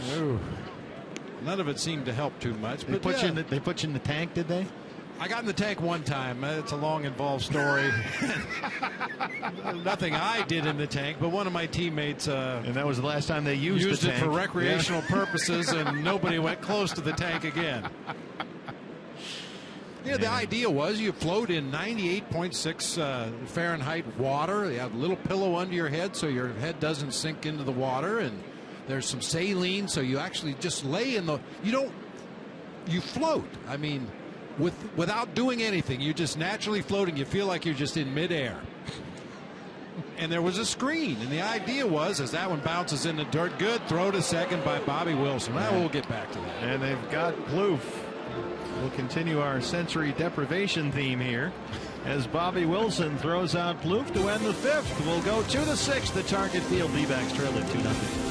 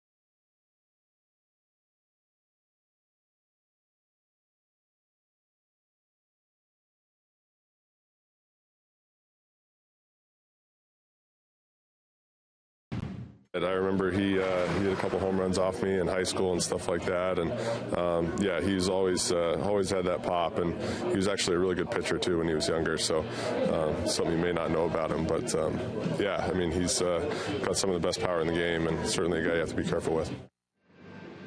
That's our Geico quote of the game from Twins starter Phil Hughes. You'll see that matchup, he and Mark Trumbo in this inning. And as for Trumbo and Hughes, they did play against each other in high school growing up in Southern California, Orange County area. And Trumbo did confirm, yeah, I was a pretty good pitcher in my day. And the other interesting thing, guys, Trevor Plouffe also grew up in that area, played against each other in club ball. And on Phil Hughes, bullpen catcher for the Diamondbacks, Mark Reed, was his catcher when they were younger. California Network as A.J. Pollock leads off the 6th. That ends a stretch of 8 straight set down by Hughes. There's Reeder, Mark Reed with the shin guards on, the bullpen catcher. And you see that routine Oliver Perez is going through right now. This is a daily ritual with him. Gets out that rubberized band. He's got a whole set of exercises he goes through right about this point of the ball game every day, just in case that phone rings and they call his name. A.J. Pollock bluffs at first as Jake Lamb looks at ball 1. Well, you play in the league long enough, you got to do all kinds of things to just get loose, get everything working again. Stay out of the tank. Yeah, the sensory deprivation tank. Back to that. The water was 98.6 body temperature. The idea was you get in this tank and literally it feels like you're floating in the saline water. And the idea is to completely relax your body. And there was a tiny TV monitor right above your head. And you would put a videotape in of yourself taking one perfect swing after another, after another, after another, after another, just to ingrain in your mind what that swing looks like. And then ideally take it right out to the field. Well, of course, you get dressed first. Take it right out to the field with you. And not so much. Yeah, now were they able to find perfect swings? Close to perfect, yeah. It's just on a loop. They found 2 and they just looped it. Just looped it. Yeah, absolutely. I got that joke from Dan Gladden.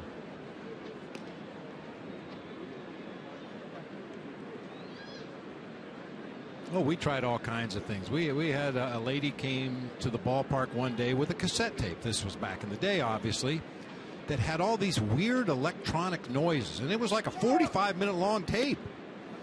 And we put it in our Walkman and put our headphones on, and beeps and buzzes and noises and right ear, left ear, back and forth. And it was supposed to put you in a relaxed state of mind where you just reacted to the pitch you saw. Your brain was uncluttered. And yeah, not so much with that either.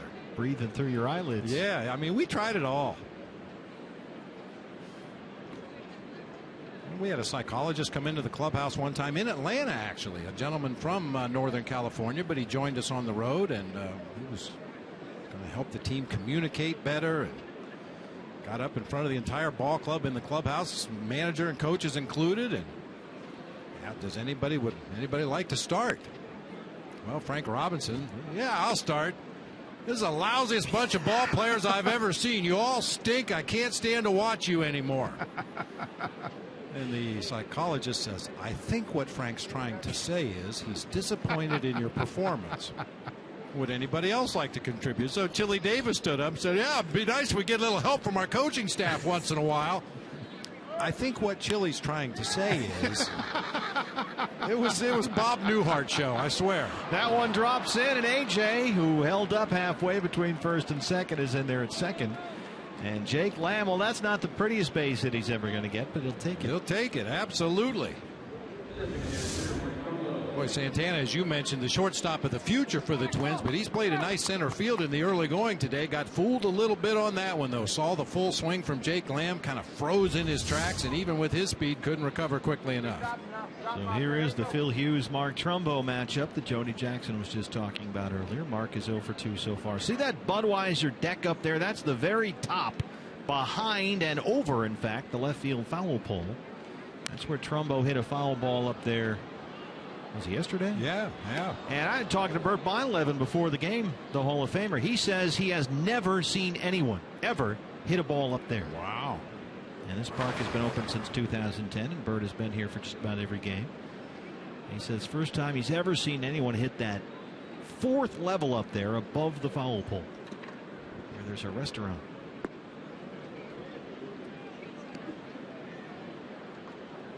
I like these ballparks that have targets in the outfield. You know, second deck, third deck. It lends itself well to telling stories in the future. I was here one day back in 2014 when Mark Trumbo hit one up there on the 4th deck. There go the runners. Trumbo swings through. Suzuki throws to third. And A.J. is in there. A double steal for the D-backs. And we'll check on Trevor Plouffe, who is holding his left wrist, and this does not look good.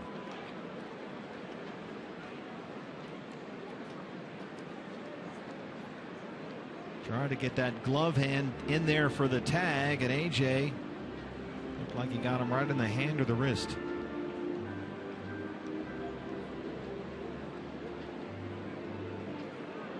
Yeah, a lot of moving parts here. Third baseman has to hold his ground momentarily while the batter swings, and then you try to get to the base as quickly as possible. You have to track the ball.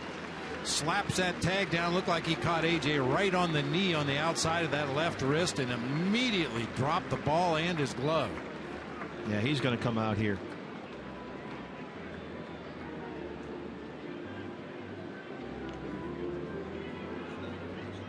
Oh, that's a horrible way to end the season. Man.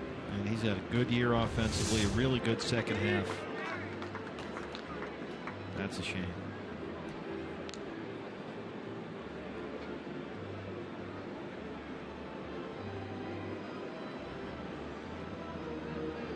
Trevor Plouffe.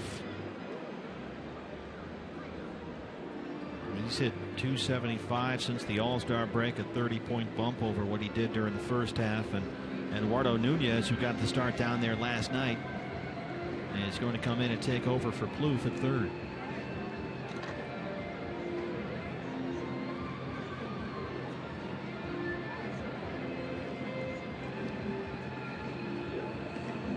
You suffer through a 4th straight 90-loss season. You've got one of the bright young guys in your team, an offensive star here. Last home game of the year, and he suffers an apparent hand or wrist injury. That's just a shame.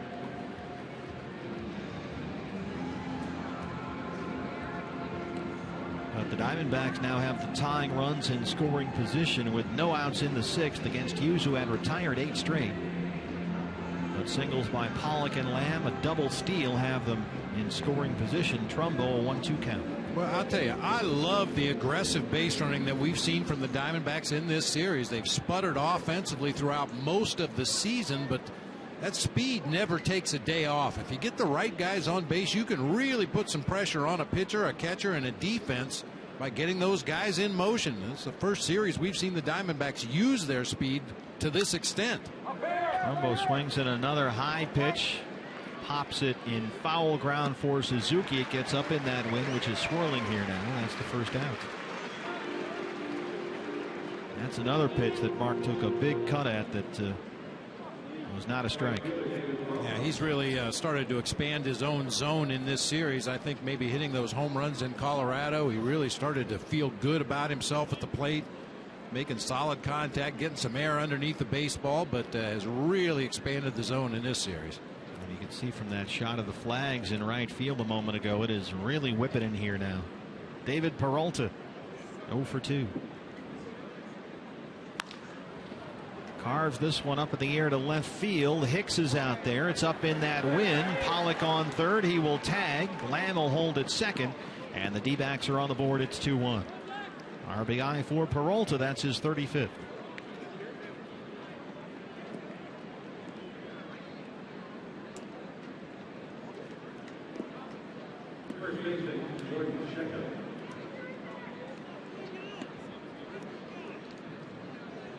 That aggressive base running, baby. I like it. I mean, we've talked about it off and on throughout the season with Inciarte and Pollock, David Peralta, sometimes Didi if he gets a good jump. You've got some guys on this roster, Chris Owings when he's in the lineup, that can steal bases, can put pressure on that defense. I love to see it. Jordan Pacheco, the starter at first this afternoon. And he's 0 for 2. 7 hits in his last 12 at bats, 5 RBIs. He's up there with 2 outs and the tying run on second.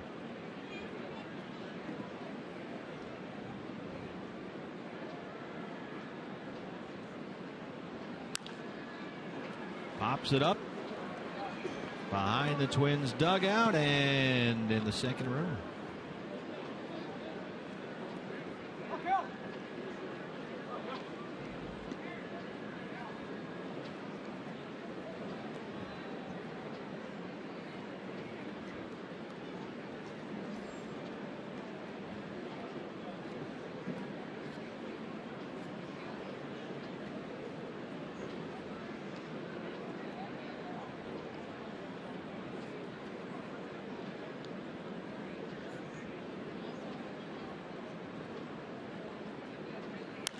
One pitch is down the right field line and out of play.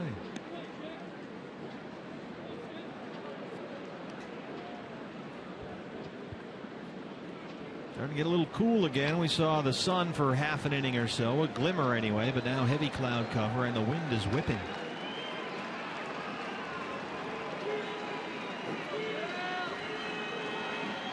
A ball and 2 strikes to Jordan Pacheco. Jake Lamb, the tying run at second, 2 outs. D-backs leave one, but they get one. Bottom 6 coming up. They trail it 2-1.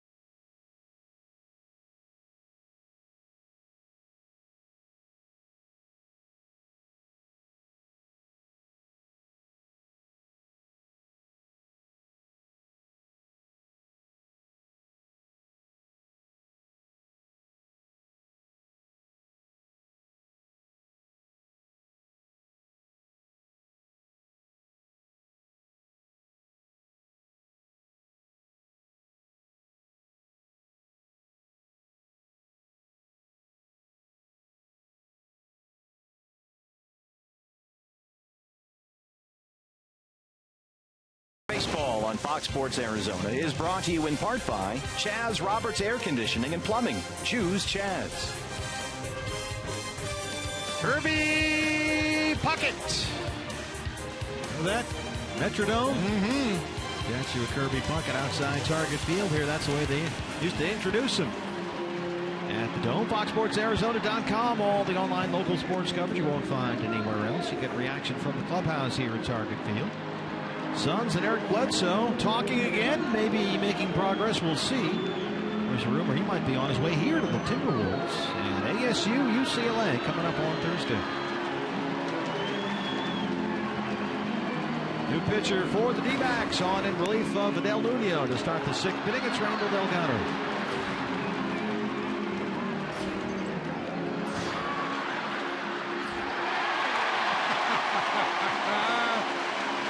The kiss cam on the big board here at Target Field, and they showed an elderly couple sitting somewhere in the ballpark, and they took the better part of a half an inning to figure out what it was they were supposed to do, but ultimately he planted one on her and the crowd went crazy.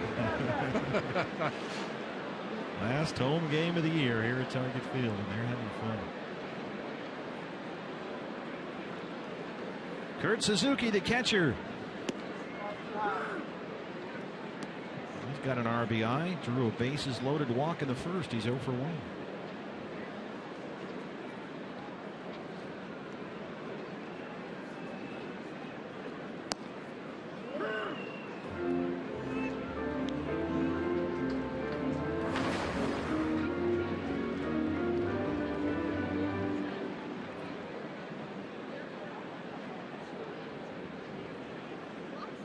By the way, you'll be happy to know, BB. Got an update for you from the Twitter. This is why I wonder sometimes about handing you a microphone and the influence you have on people. It's widespread. Tyler Moline just tweeted me a photo of himself watching a game in the mirror, watching this game. And Suzuki strikes out. Yeah, see? He's watching. He's got our game on, and he's boy, this is really complicated. He's taking a picture of the game in the reflection of the mirror, which actually makes it look normal. Oh, now my brain's hurt. Bobby Wilson. Bonk. Bad on the helmet. Man. There's no way to treat a fellow catcher. Well, you know, you look at Vidal Nuno's outing today, and he battled. I mean, we've said that about him many times. It was very, very obvious in those first 2 innings. He had absolutely nothing, had no command, didn't really have enough velocity to challenge the Twins. He tried to tap dance his way through a couple of innings, but then found it. Put up zeros in the 3rd, 4th, and 5th, and now turns the ball over to Randall Delgado. I wouldn't call it a good outing, but it certainly turned out a lot better than it appeared it was going to when we got underway today. Yeah, boy. Gave up the double Santana to lead off the ball game. Walked 3 in a row in the first, a force in a run. Hit a batter, gave up 2 base hits, a sac fly. They got another run. And then at one point settled in, retired 9 straight before the walk to Plouffe in the 5th.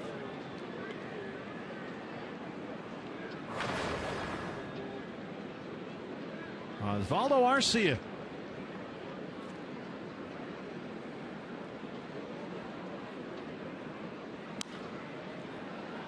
One's going to get behind the D-backs dugout.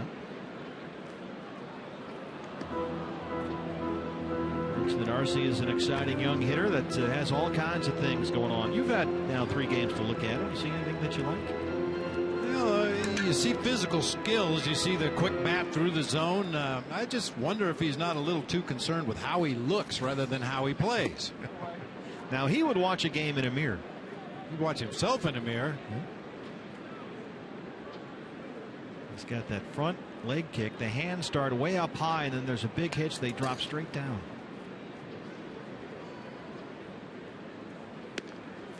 And that happens a lot. And guys that have so much movement with the leg kick and the hands and everything else, generally they're susceptible to good fastballs. And Randall Delgado has a good fastball.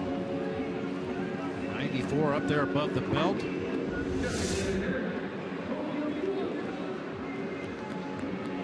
Yosmiel Pinto now the DH. He was the catcher last night. He struck out twice, 0 for 2.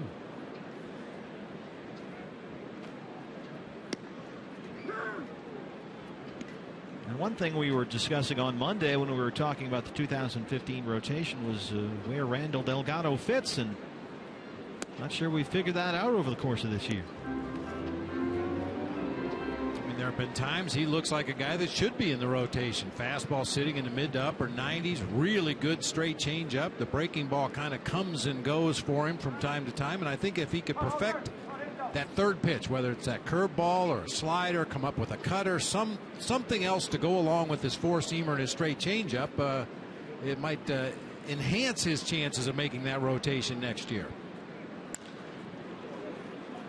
This is popped up in short right. Peralta, long run. Pennington backs off now, and David has it as Delgado works a 1, 2, 3, 6, 7th inning coming up.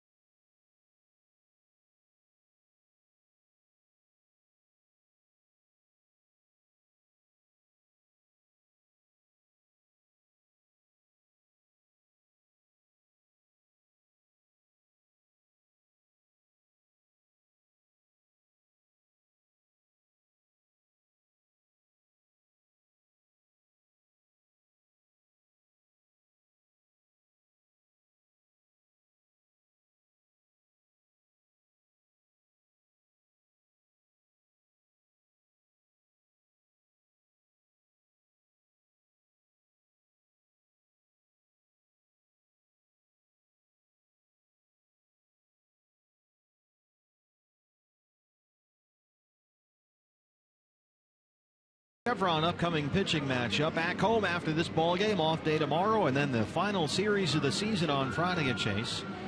Waka Waka, Michael Waka for the Cardinals and Trevor Cahill for the D-backs. Mentioned watching a game in a mirror. This is Phil Hughes, the lefty, out there to start the 7th. Mitch Riggin playing tricks on us in our truck. Not the first time. No.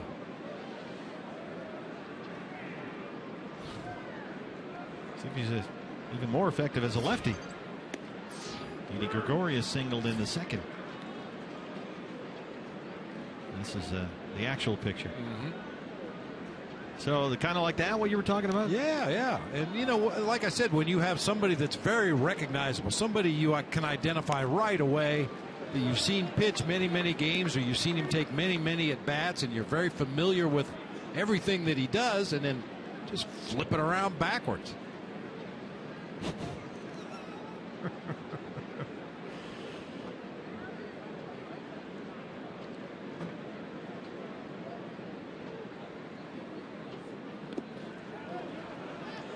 Yes, he went, says Lance Barksdale down at 3rd.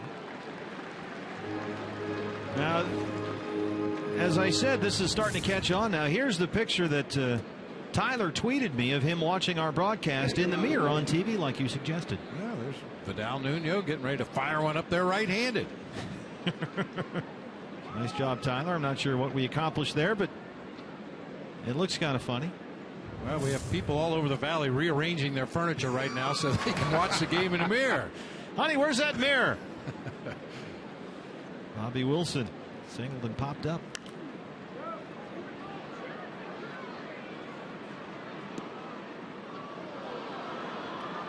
Bobby Wilson, 5 years in the big leagues, all with Anaheim.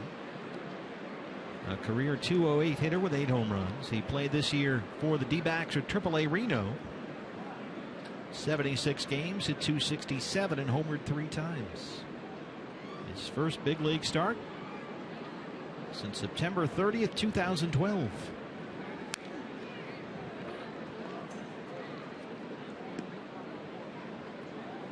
Didn't play in the big leagues last year. 66 games with the Yankees AAA team in Scranton at .208.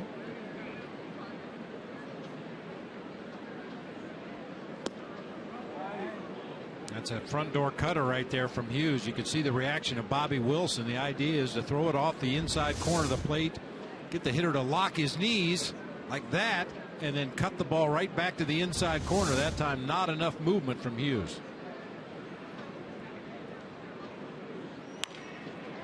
Wilson bidding for a second base hit, but Osvaldo Arcia takes it away.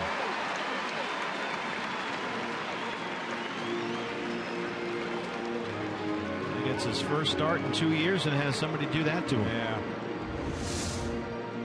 Looked like that one was going to drop down. The wind once again has died down considerably. It just kind of comes and goes. Bobby Wilson could have used a little wind to knock that one down in front of Arcia, but unfortunately it wasn't to be.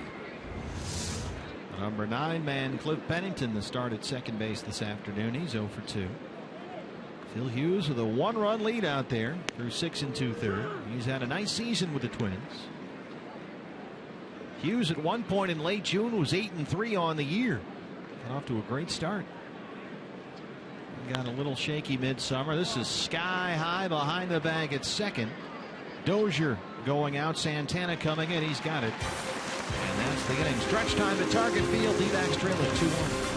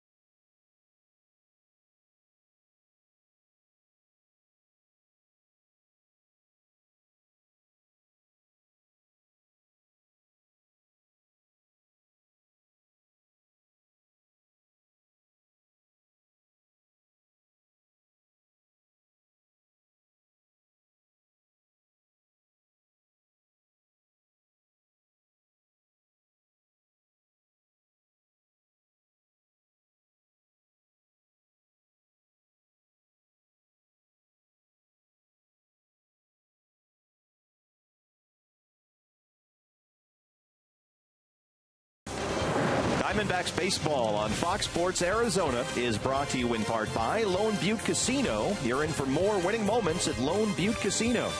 And by Cox Communications. Bundle and save with Cox. Target Field, downtown Minneapolis. Steve with you, Bob Brenly, and Jody Jackson with you. Randall Delgado out there for his second inning of work on in relief of Adel Nunez. Will not get his D-backs win this year. Diamondbacks trailing 2-1. Nunez issued a bases-loaded walk in the first. He walked 3 consecutive batters in the first inning. Forced in a run. Trevor Plouffe had a sac fly after a couple of singles in the second. It was 2-0 Twins. Diamondbacks got a run back in the 6th on a David Peralta sac fly. And it's 2-1 here as Aaron Hicks leads off the home half.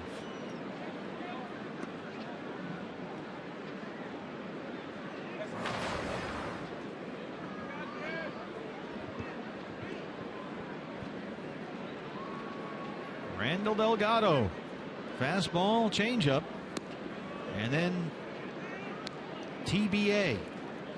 They have worked on a slider all year long with Randall. Miguel Montero has said that at times the Delgado slider has been outstanding. Not consistently enough as of yet, though. A little bit of liquid sunshine making its way here to Target Field as the fans head for cover.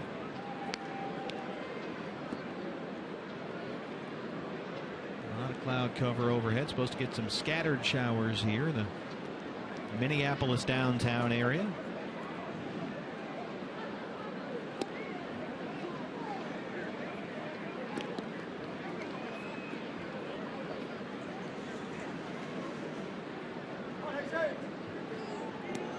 Three balls, 2 strikes to Aaron Hicks.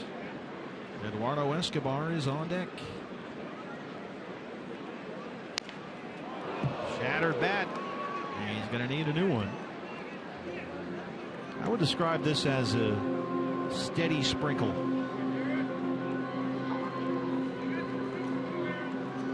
Get that one right off the end of the cupped bat. You can see they take a little bit of the weight out of that area at the end of the bat. Kind of redistributes the weight down near the hitting zone. But if you're out in front of a pitch and hit it right off the very end of the bat, it just splinters that cupped area. A little piece of the barrel comes off and flutters out toward the mound as the ball heads over toward the third base dugout.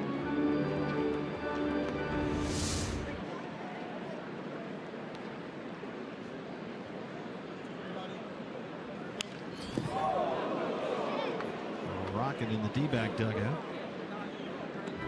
Wade Miley just casually resting there. Hit right there.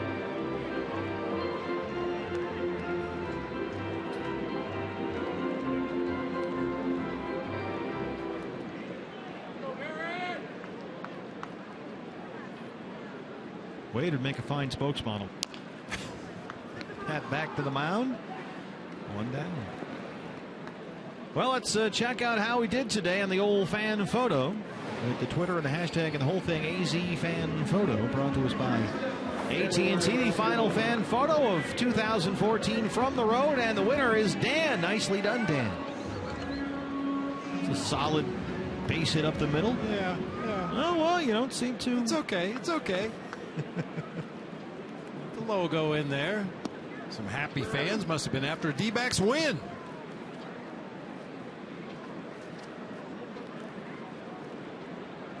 1-1 on Eduardo Escobar. Got a single. I was expecting extra bases.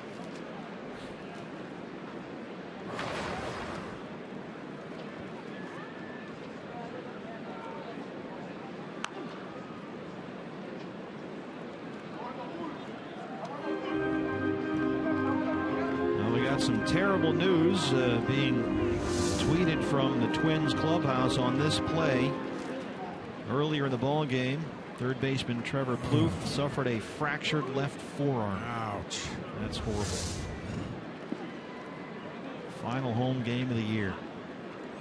A fractured left forearm for Trevor Plouffe. Being tweeted by some of the beat writers here that cover the Twins.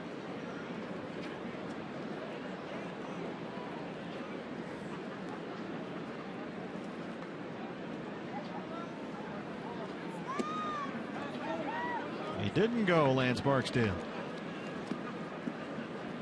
Going to look like the ballpark is emptied here, but it's funny. Everybody just kind of moved back. Got underneath the overhangs to get out of the rain, but yeah, I don't think anybody left the ballpark. They just moved to drier areas. This is their last chance to see baseball in 2014, and they are not going to miss it, so they just moved back a section. There they all are. Before the Vikings take over completely. And everybody's going to go indoors. Randall Delgado has retired all 5 he's faced so far. He'll work to Danny Santana, the switch hitter, who will now bat from the left-hand side against Randall Delgado.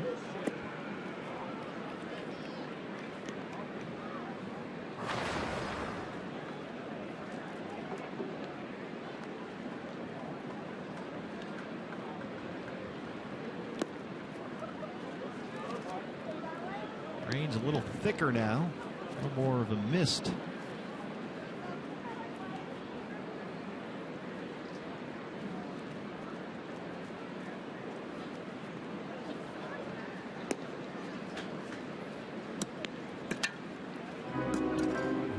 What did it take at the stick for them to actually stop playing? A hurricane? We had one rain out that I can recall when I was a member of the Giants, and it rained for about 5 minutes, but we were playing so bad. Frank Robinson stuck his head out of his office, saw a couple of raindrops, said, "That's it, bang this game."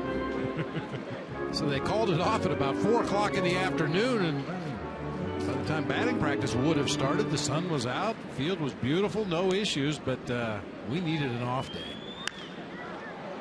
It's hit out into left field. Inciarte was playing in, and it's over his head. Santana's got his 3rd hit and his 2nd double. Santana showing surprising opposite field power right there. He hit that ball a long way. Short hopped off the warning track, up and over the left field fence. Fastball up and out over the plate. Inciarte was playing very shallow out there in left field. I don't even think he would have gotten to that ball had he been playing at a normal depth. Santana's a switch hitter, much better from the left-hand side, hitting over .320 as a lefty this year. He's got a 2-out double. He's 3 for 4. Here's Dozier.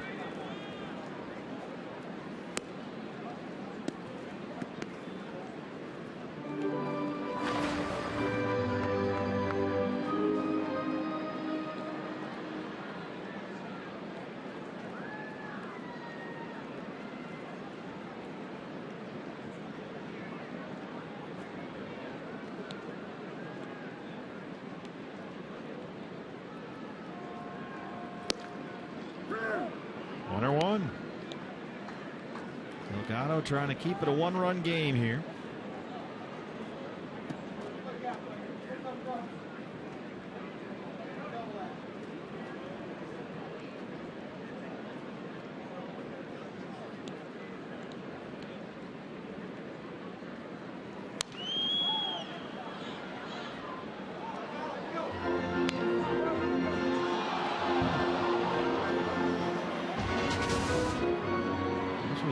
Discussion the other day. Don't forget about these guys as candidates for the rotation next season. Trevor Cahill, Fidel Nuno, and Delgado, who is still trying to work on that slider to get that 3rd pitch to go with the fastball and the changeup. And the description from Fidel Nuno right on today. He battles. That's what he had to do. Could not throw a strike the first 2 innings, but somehow walked the high wire, kept it a 2-0 game, and got through 5 innings, walked 4, struck out 6, gave up only 3 hits. And Delgado on in his 2nd inning of relief. Well, Mike Harkey and Mel Stottlemyre Jr. that they've talked about the development of Randall Delgado's breaking pitches after watching him struggle to put guys away with just the fastball changeup. And there have been points over the season which they've been very pleased with the slider. And they've said they've seen some pretty good hitters at this level take some bad swings at the Delgado slider. It's just got to get more consistent. Good one right there. Beautiful, right on cue. Strikes out Dozier. They strand Santana. We go to the 8th. CenturyLink, your link to what's next. Inciarte, Pollock, and Lamb, 1, 2, and 3. It's a 2-1.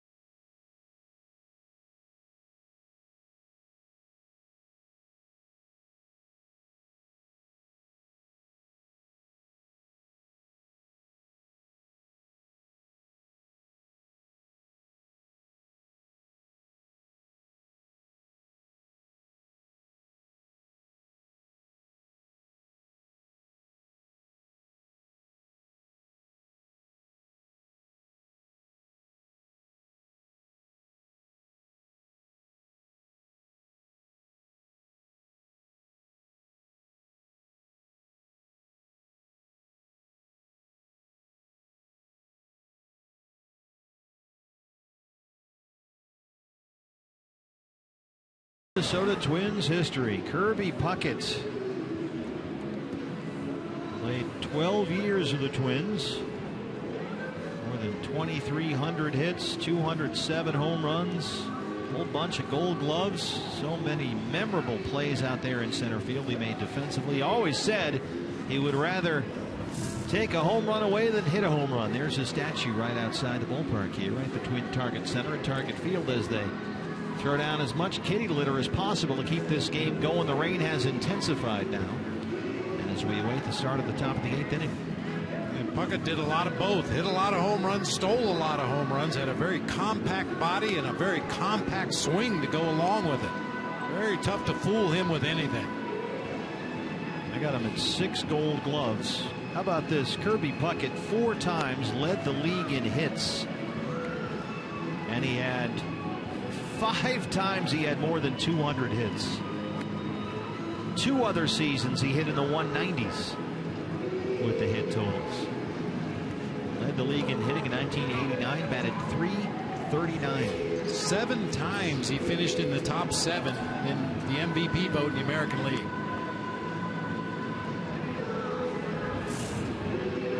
'91 World Series, Scott Erickson on the mound. Ron Gant goes deep, and Kirby Puckett is there in the Metrodome. Oh, plexiglass above the walls out there. Look at him get up, man. Talk about a guy that had a zest for life. He was just a joy to be around. Loved being at the ballpark. So we will press on here with number 34, retired by the Twins. Up there with a whole lot of other numbers. Twins have had such a rich history here. Some great players over the years. Harmon Killebrew, Ron Carew, Tony Oliva, Kirby Puckett, Bert Blyleven. Tom Kelly's number 10 up there as well. There's a lot of rain coming down right now, but we're going to try and sneak this one through. D-backs trail at 2-1 as Inciarte leads off the 8th against Phil Hughes.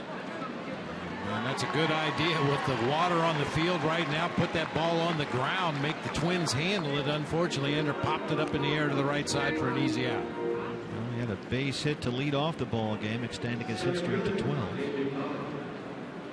Everyone is undercover here except for Cliff Pennington. And Pacheco.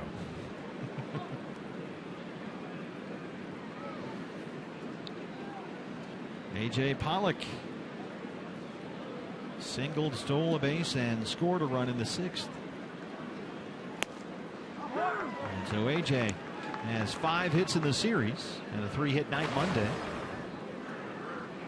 He's hit safely in 4 straight and 9 of his last 10 games.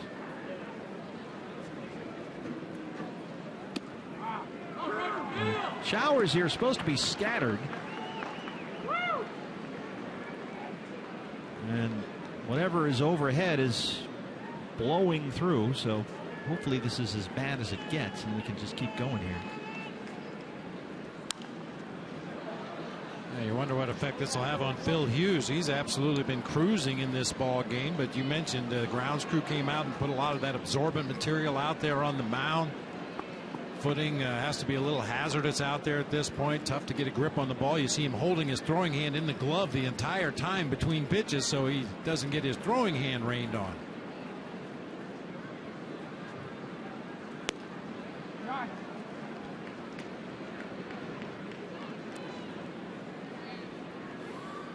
I would imagine they play here for the first 2 months of the season, oftentimes in fairly horrible conditions. Yeah. You get a day like this in April, you'd schedule a doubleheader. Can we play 3? Summer in Minnesota is just gorgeous, but the spring is another story.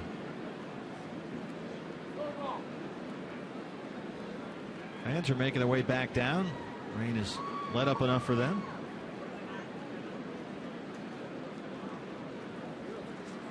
I got a poncho and a new beer. I'm good to go. Let it rain, let it rain, let it rain. Purple rain. We walked right by the First Avenue Club here on the way to the ballpark, between the hotel and the ballpark. I'm surprised you haven't staked that one out yet.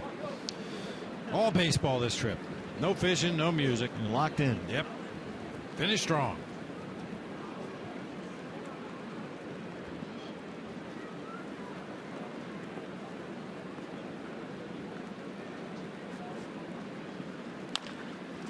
Bouncer over the mound. Dozier comes in from second through the puddles and throws him out.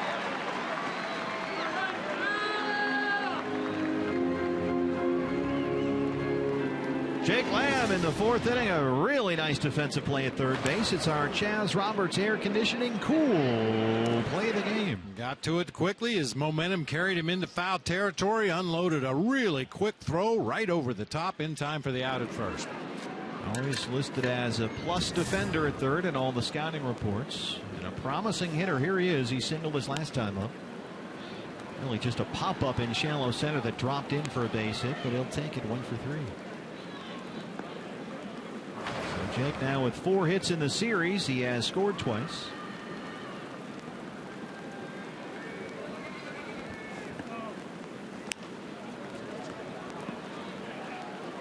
Who wants to come out into the rain to get the foul ball? That's going to be the issue.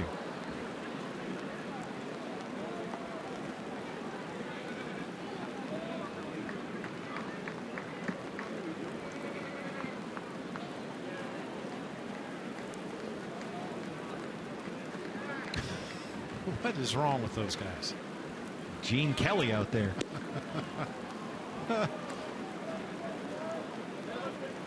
Pacheco, Pennington, Pollock. What? It's just a little rain. What? We're fine.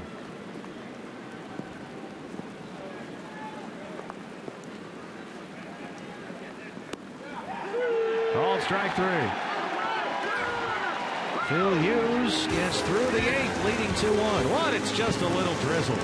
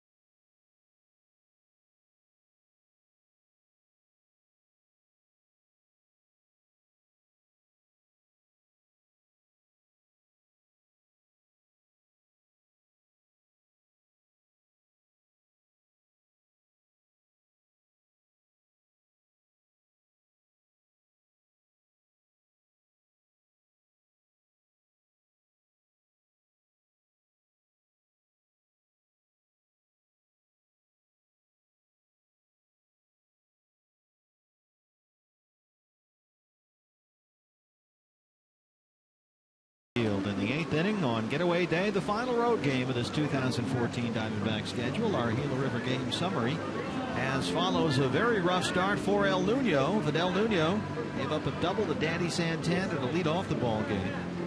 Brian Dozier bunted him over to third, and then Nuno walked 3 straight. Plouffe, Vargas, and Suzuki to force in a run. And it was 1-0 Minnesota after 1. Twins added another run in the second when Nuno hit Eduardo Escobar with 1 out. Santana and Dozier singled, and Trevor Plouffe drove in a run with a sac fly to make it 2-0. Plouffe, midway through the game, had to leave with a fractured forearm, suffered on a double steal by the Diamondbacks when A.J. Pollock slid in at third, and Plouffe broke his forearm. Pollock in that inning scored on a Peralta sac fly to make it 2-1, and that's where we stand right now in the bottom of the 8th. So hopefully whatever rain is over the ballpark right now will blow through here. We do see some lighter skies off to different directions here above us, so hopefully this is not too long a delay.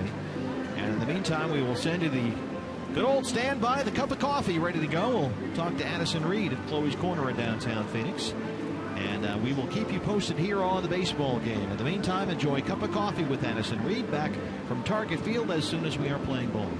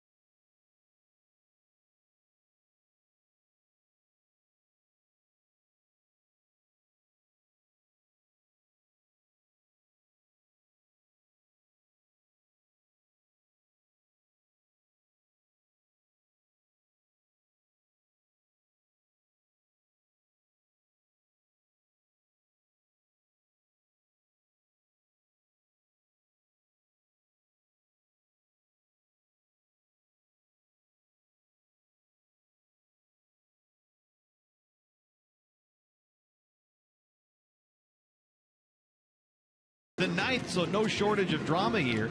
Don't forget, it's the 8th inning of a one-run game, so all kinds of storylines to follow here with us on Fox Sports Arizona, and we are set for baseball once again. They are still sort of spreading out the drying agent out there. This is a brand new ballpark, opened up in 2010, and it drains really, really well. We got a ton of water dumped on us in a very short period of time, but it appears that the outfield is in pretty decent shape. The infield, what do you think, Bob? Looks okay from up here. Yeah, it looks okay from up here. Unfortunately, when you use a lot of that drying agent, as the grounds crew has had to do here today, it tends to get stuck in your cleats and clump up, and you lose all sense of footing out there. It still might be very slippery because of that, but we're going to try to get it in here. And if you're Phil Hughes right now, if you're not going back out to take the ball in this game, you have to be lobbying Ron Gardenhire to pitch relief in Detroit over the weekend. I mean, it is the last game he's going to pitch this year regardless, so I don't know, what's the harm? He's going to get one. Well, unless he goes out there and blows out his elbow trying to get one out. Let's go downstairs to Jody Jackson. Jody, I know you talked to A.J. Pollock, who was unfortunately the runner there on that play on which Plouffe broke his arm. What's A.J. got to say? Well, A.J. said, yeah, he ran into third, and as he was popping up, he said he heard a pop, and he thought it was the ball hitting the glove of Trevor Plouffe, but in fact it was his arm breaking. Now we know that. A.J. said, I just hated to see that. You could tell he was kind of disturbed and shaken up by it all. Really difficult injury for Plouffe, and even for A.J., of course, over at third, being part of that situation. And Eduardo Nunez came in to take over at third base for Trevor Plouffe, and Nunez will lead it off in the bottom of the 8th inning of a 2-1 game here at Target Field. Final home game of the year for the Twins, final road game for the D-backs. Minnesota got one in the first. It was a wild Vidal Nuno who opened up this ball game. Danny Santana led off the game with a double. Dozier sacrificed him over to third. And then El Nino walked 3 straight batters, Plouffe, Vargas, and Suzuki, to force in a run. The Twins got their second run in the second inning after a couple of singles and a hit batter. Plouffe had an RBI sac fly. It was 2-0 Twins. Diamondbacks got one back in the 6th after the double steal on which Plouffe broke his left arm. Peralta a sac fly for the Diamondbacks' only run. So Nunez leads off the 8th 2-1, and we are back playing ball once again here at Target Field in downtown Minnesota. Minneapolis, Minnesota. 252, 4 homers for Nunez. A couple of hits last night, single, doubled, and scored a run. One is high up in the air, short right field. Peralta running hard. Pennington backs in and makes the catch. A 1 hour and 6 minute delay for you Phil Hughes watchers out there.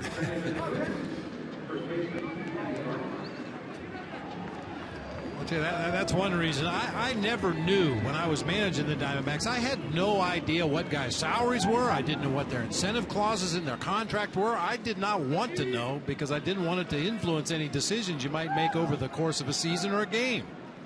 It's out there now, yeah. And wow, because he was cruising along. Phil Hughes has pitched a terrific ball game. Kenny Vargas has walked and struck out twice. 1 hour and 6 minutes on the delay. And most of the people stuck around. A little over 21,000 here for the Twins' final home game of the year.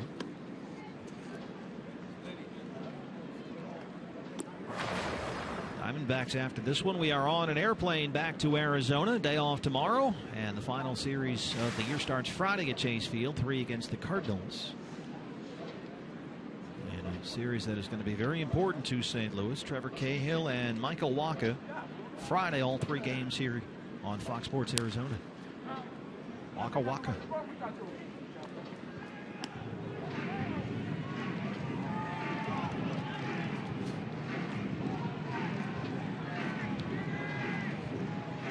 Our last look at Kenny Vargas. He began this year with AA New Britain, the Rockcats. At 281, 17 homers. They just had him skip AAA, came right up here, and he's still hitting home runs. A switch hitter, best from the left-hand side.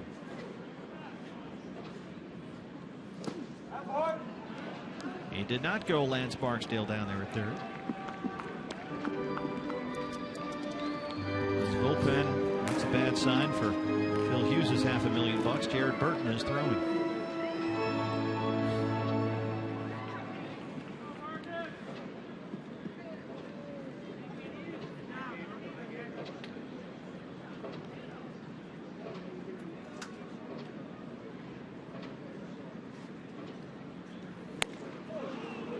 Kenny Vargas strikes out for the third time. 2 down in the 8th.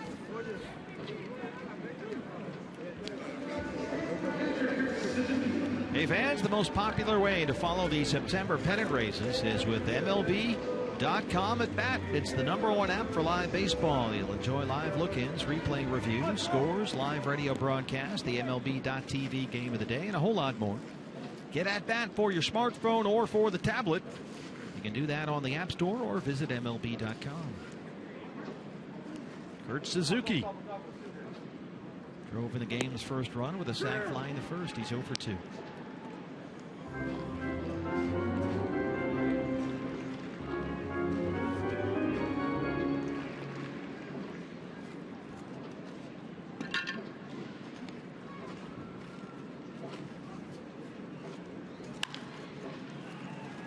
The roller to short, Didi Gregorius. Evan Marshall, a 1-2-3/8, and we go to the 9th inning. CenturyLink, your link to what's next. Mark Trumbo can tie this game up with one swing. He'll lead off the 9th. Trumbo, Peralta, Pacheco when we come back.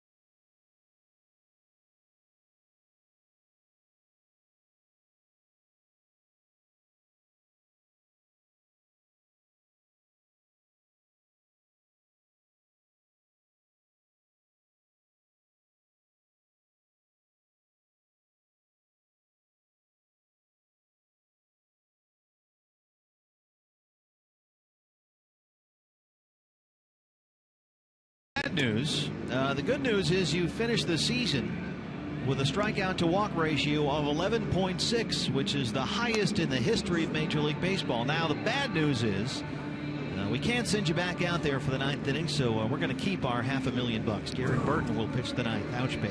Ouch, babe is right. The only thing that can make it worse is if Mrs. Hughes was already headed to the mall, assuming he was going to get that last out. Stop! What do you mean there was a rain delay? Jared Burton takes over. Sinker change-up slider combination. We saw Burton in the ball game last night. Came on to finish it out. Gave up 1 hit. Struck out a couple of D-backs hitters. Did walk a man. Give up a run. The guy that he walked, as a matter of fact.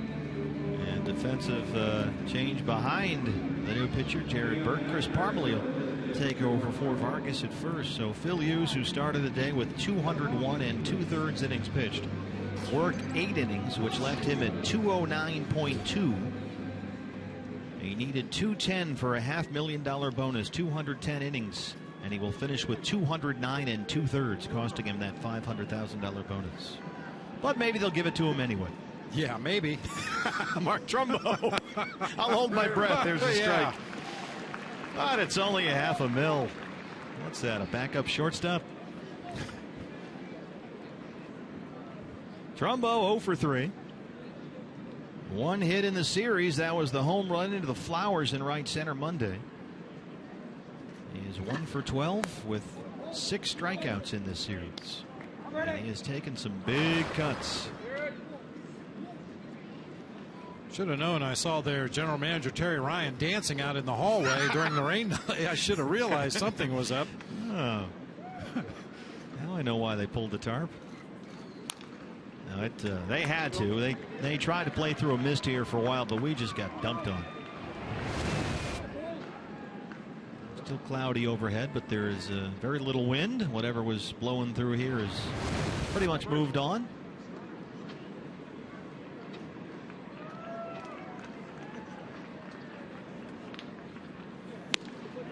And Mark Trumbo strikes out for the 7th time in this series. 0 for 4, 1 down in the 9th.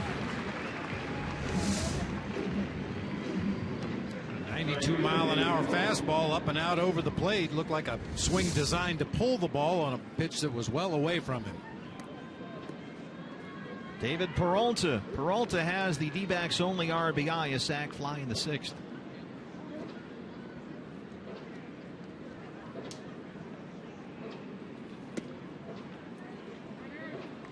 Diamondbacks have out-hit the Twins today, 5-4, but trail at 2-1 in the 9th.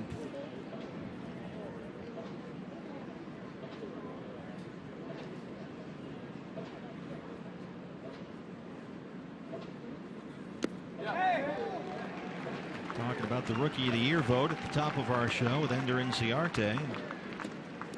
The discussion about the Rookie of the Year award as it relates to David Peralta slowed somewhat when he missed 2 weeks with that back injury. But if you look at the National League batting numbers, you'll find the top 2 rookies in the National League in terms of batting average with at least 300 at bats. David Peralta and Ender Inciarte. Well, whether or not they win any awards postseason, it's been a great season for both of those guys, and really something to look forward to for the Diamondbacks organization moving forward. No question. And some decisions to be made as well. What's the best fit? And the new GM, along with the new chief baseball officer, Tony La Russa, will have to sort that out. We anticipate an announcement at some point this week about the general manager, which the D-backs said they wanted to have done and a person in place by the end of the season, which is Sunday.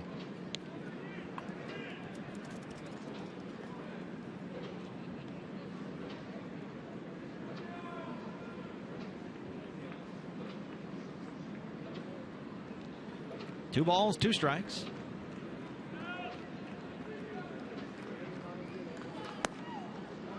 It's full. Jordan Pacheco is on deck.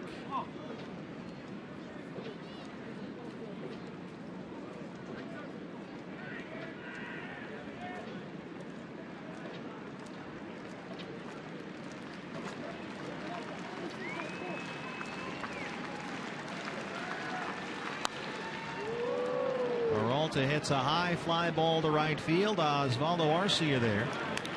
2 down.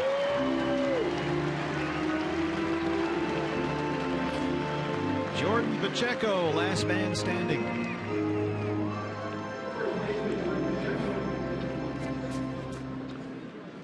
Pacheco 0 for 3, struck out his last time up, but with 7 hits in his last 13 at bats, including 5 RBIs.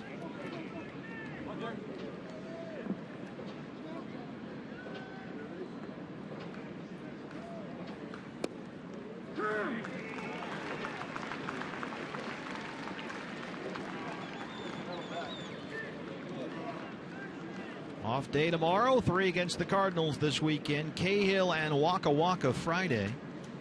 Wade Miley, Lance Lynn Saturday. Josh Comenter, Adam Wainwright on Sunday. 0-2.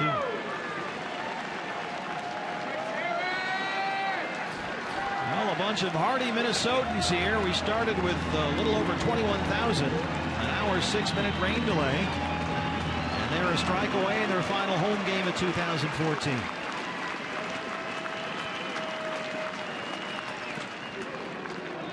After the ball game, the Twins head to Detroit. They will play 4 against the Tigers at Comerica Park, and what will be some big ball games in Motown for sure.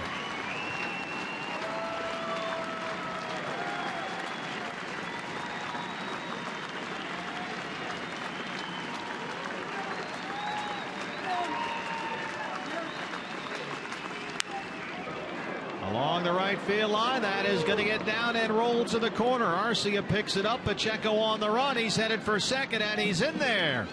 Jordan Pacheco, a 2-out double, and the D-backs with 2 down have the tying run in scoring position in the top of the 9th. And here's Didi.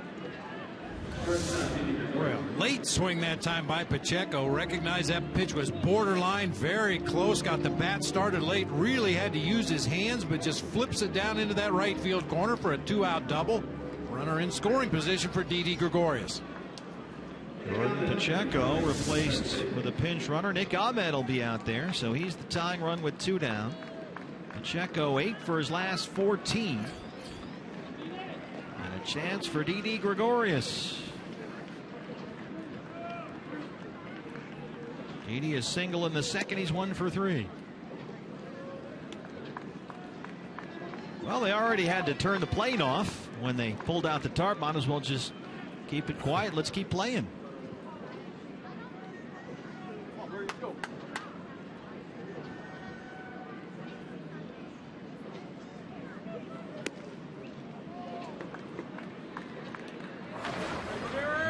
Or rather Burton messing around there. 2 changeups to start the sequence to Didi Gregorius, both of them out of the strike zone. That's a pitch that's right in the middle of Didi's swing right now. Throw one of those changeups close to the middle of the plate, and there's no wind blowing right now. That ball will go. Swing and a miss on the 2-0. Didi has 5 hits in the series. He's hit in 6 straight. Another changeup. 3 in a row to Didi Gregorius. This time swinging strike to run the count to 2-1.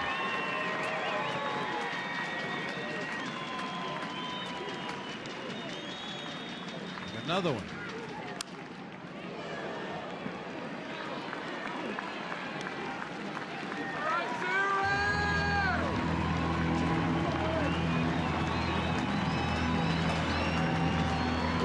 Tying run aboard at second.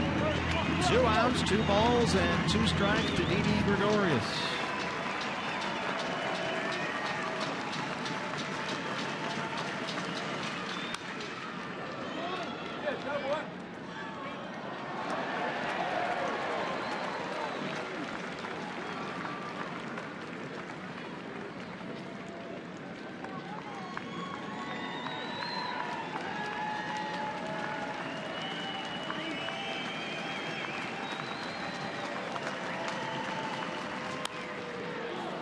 Bouncer to second. Dozier is there, and the Twins win it.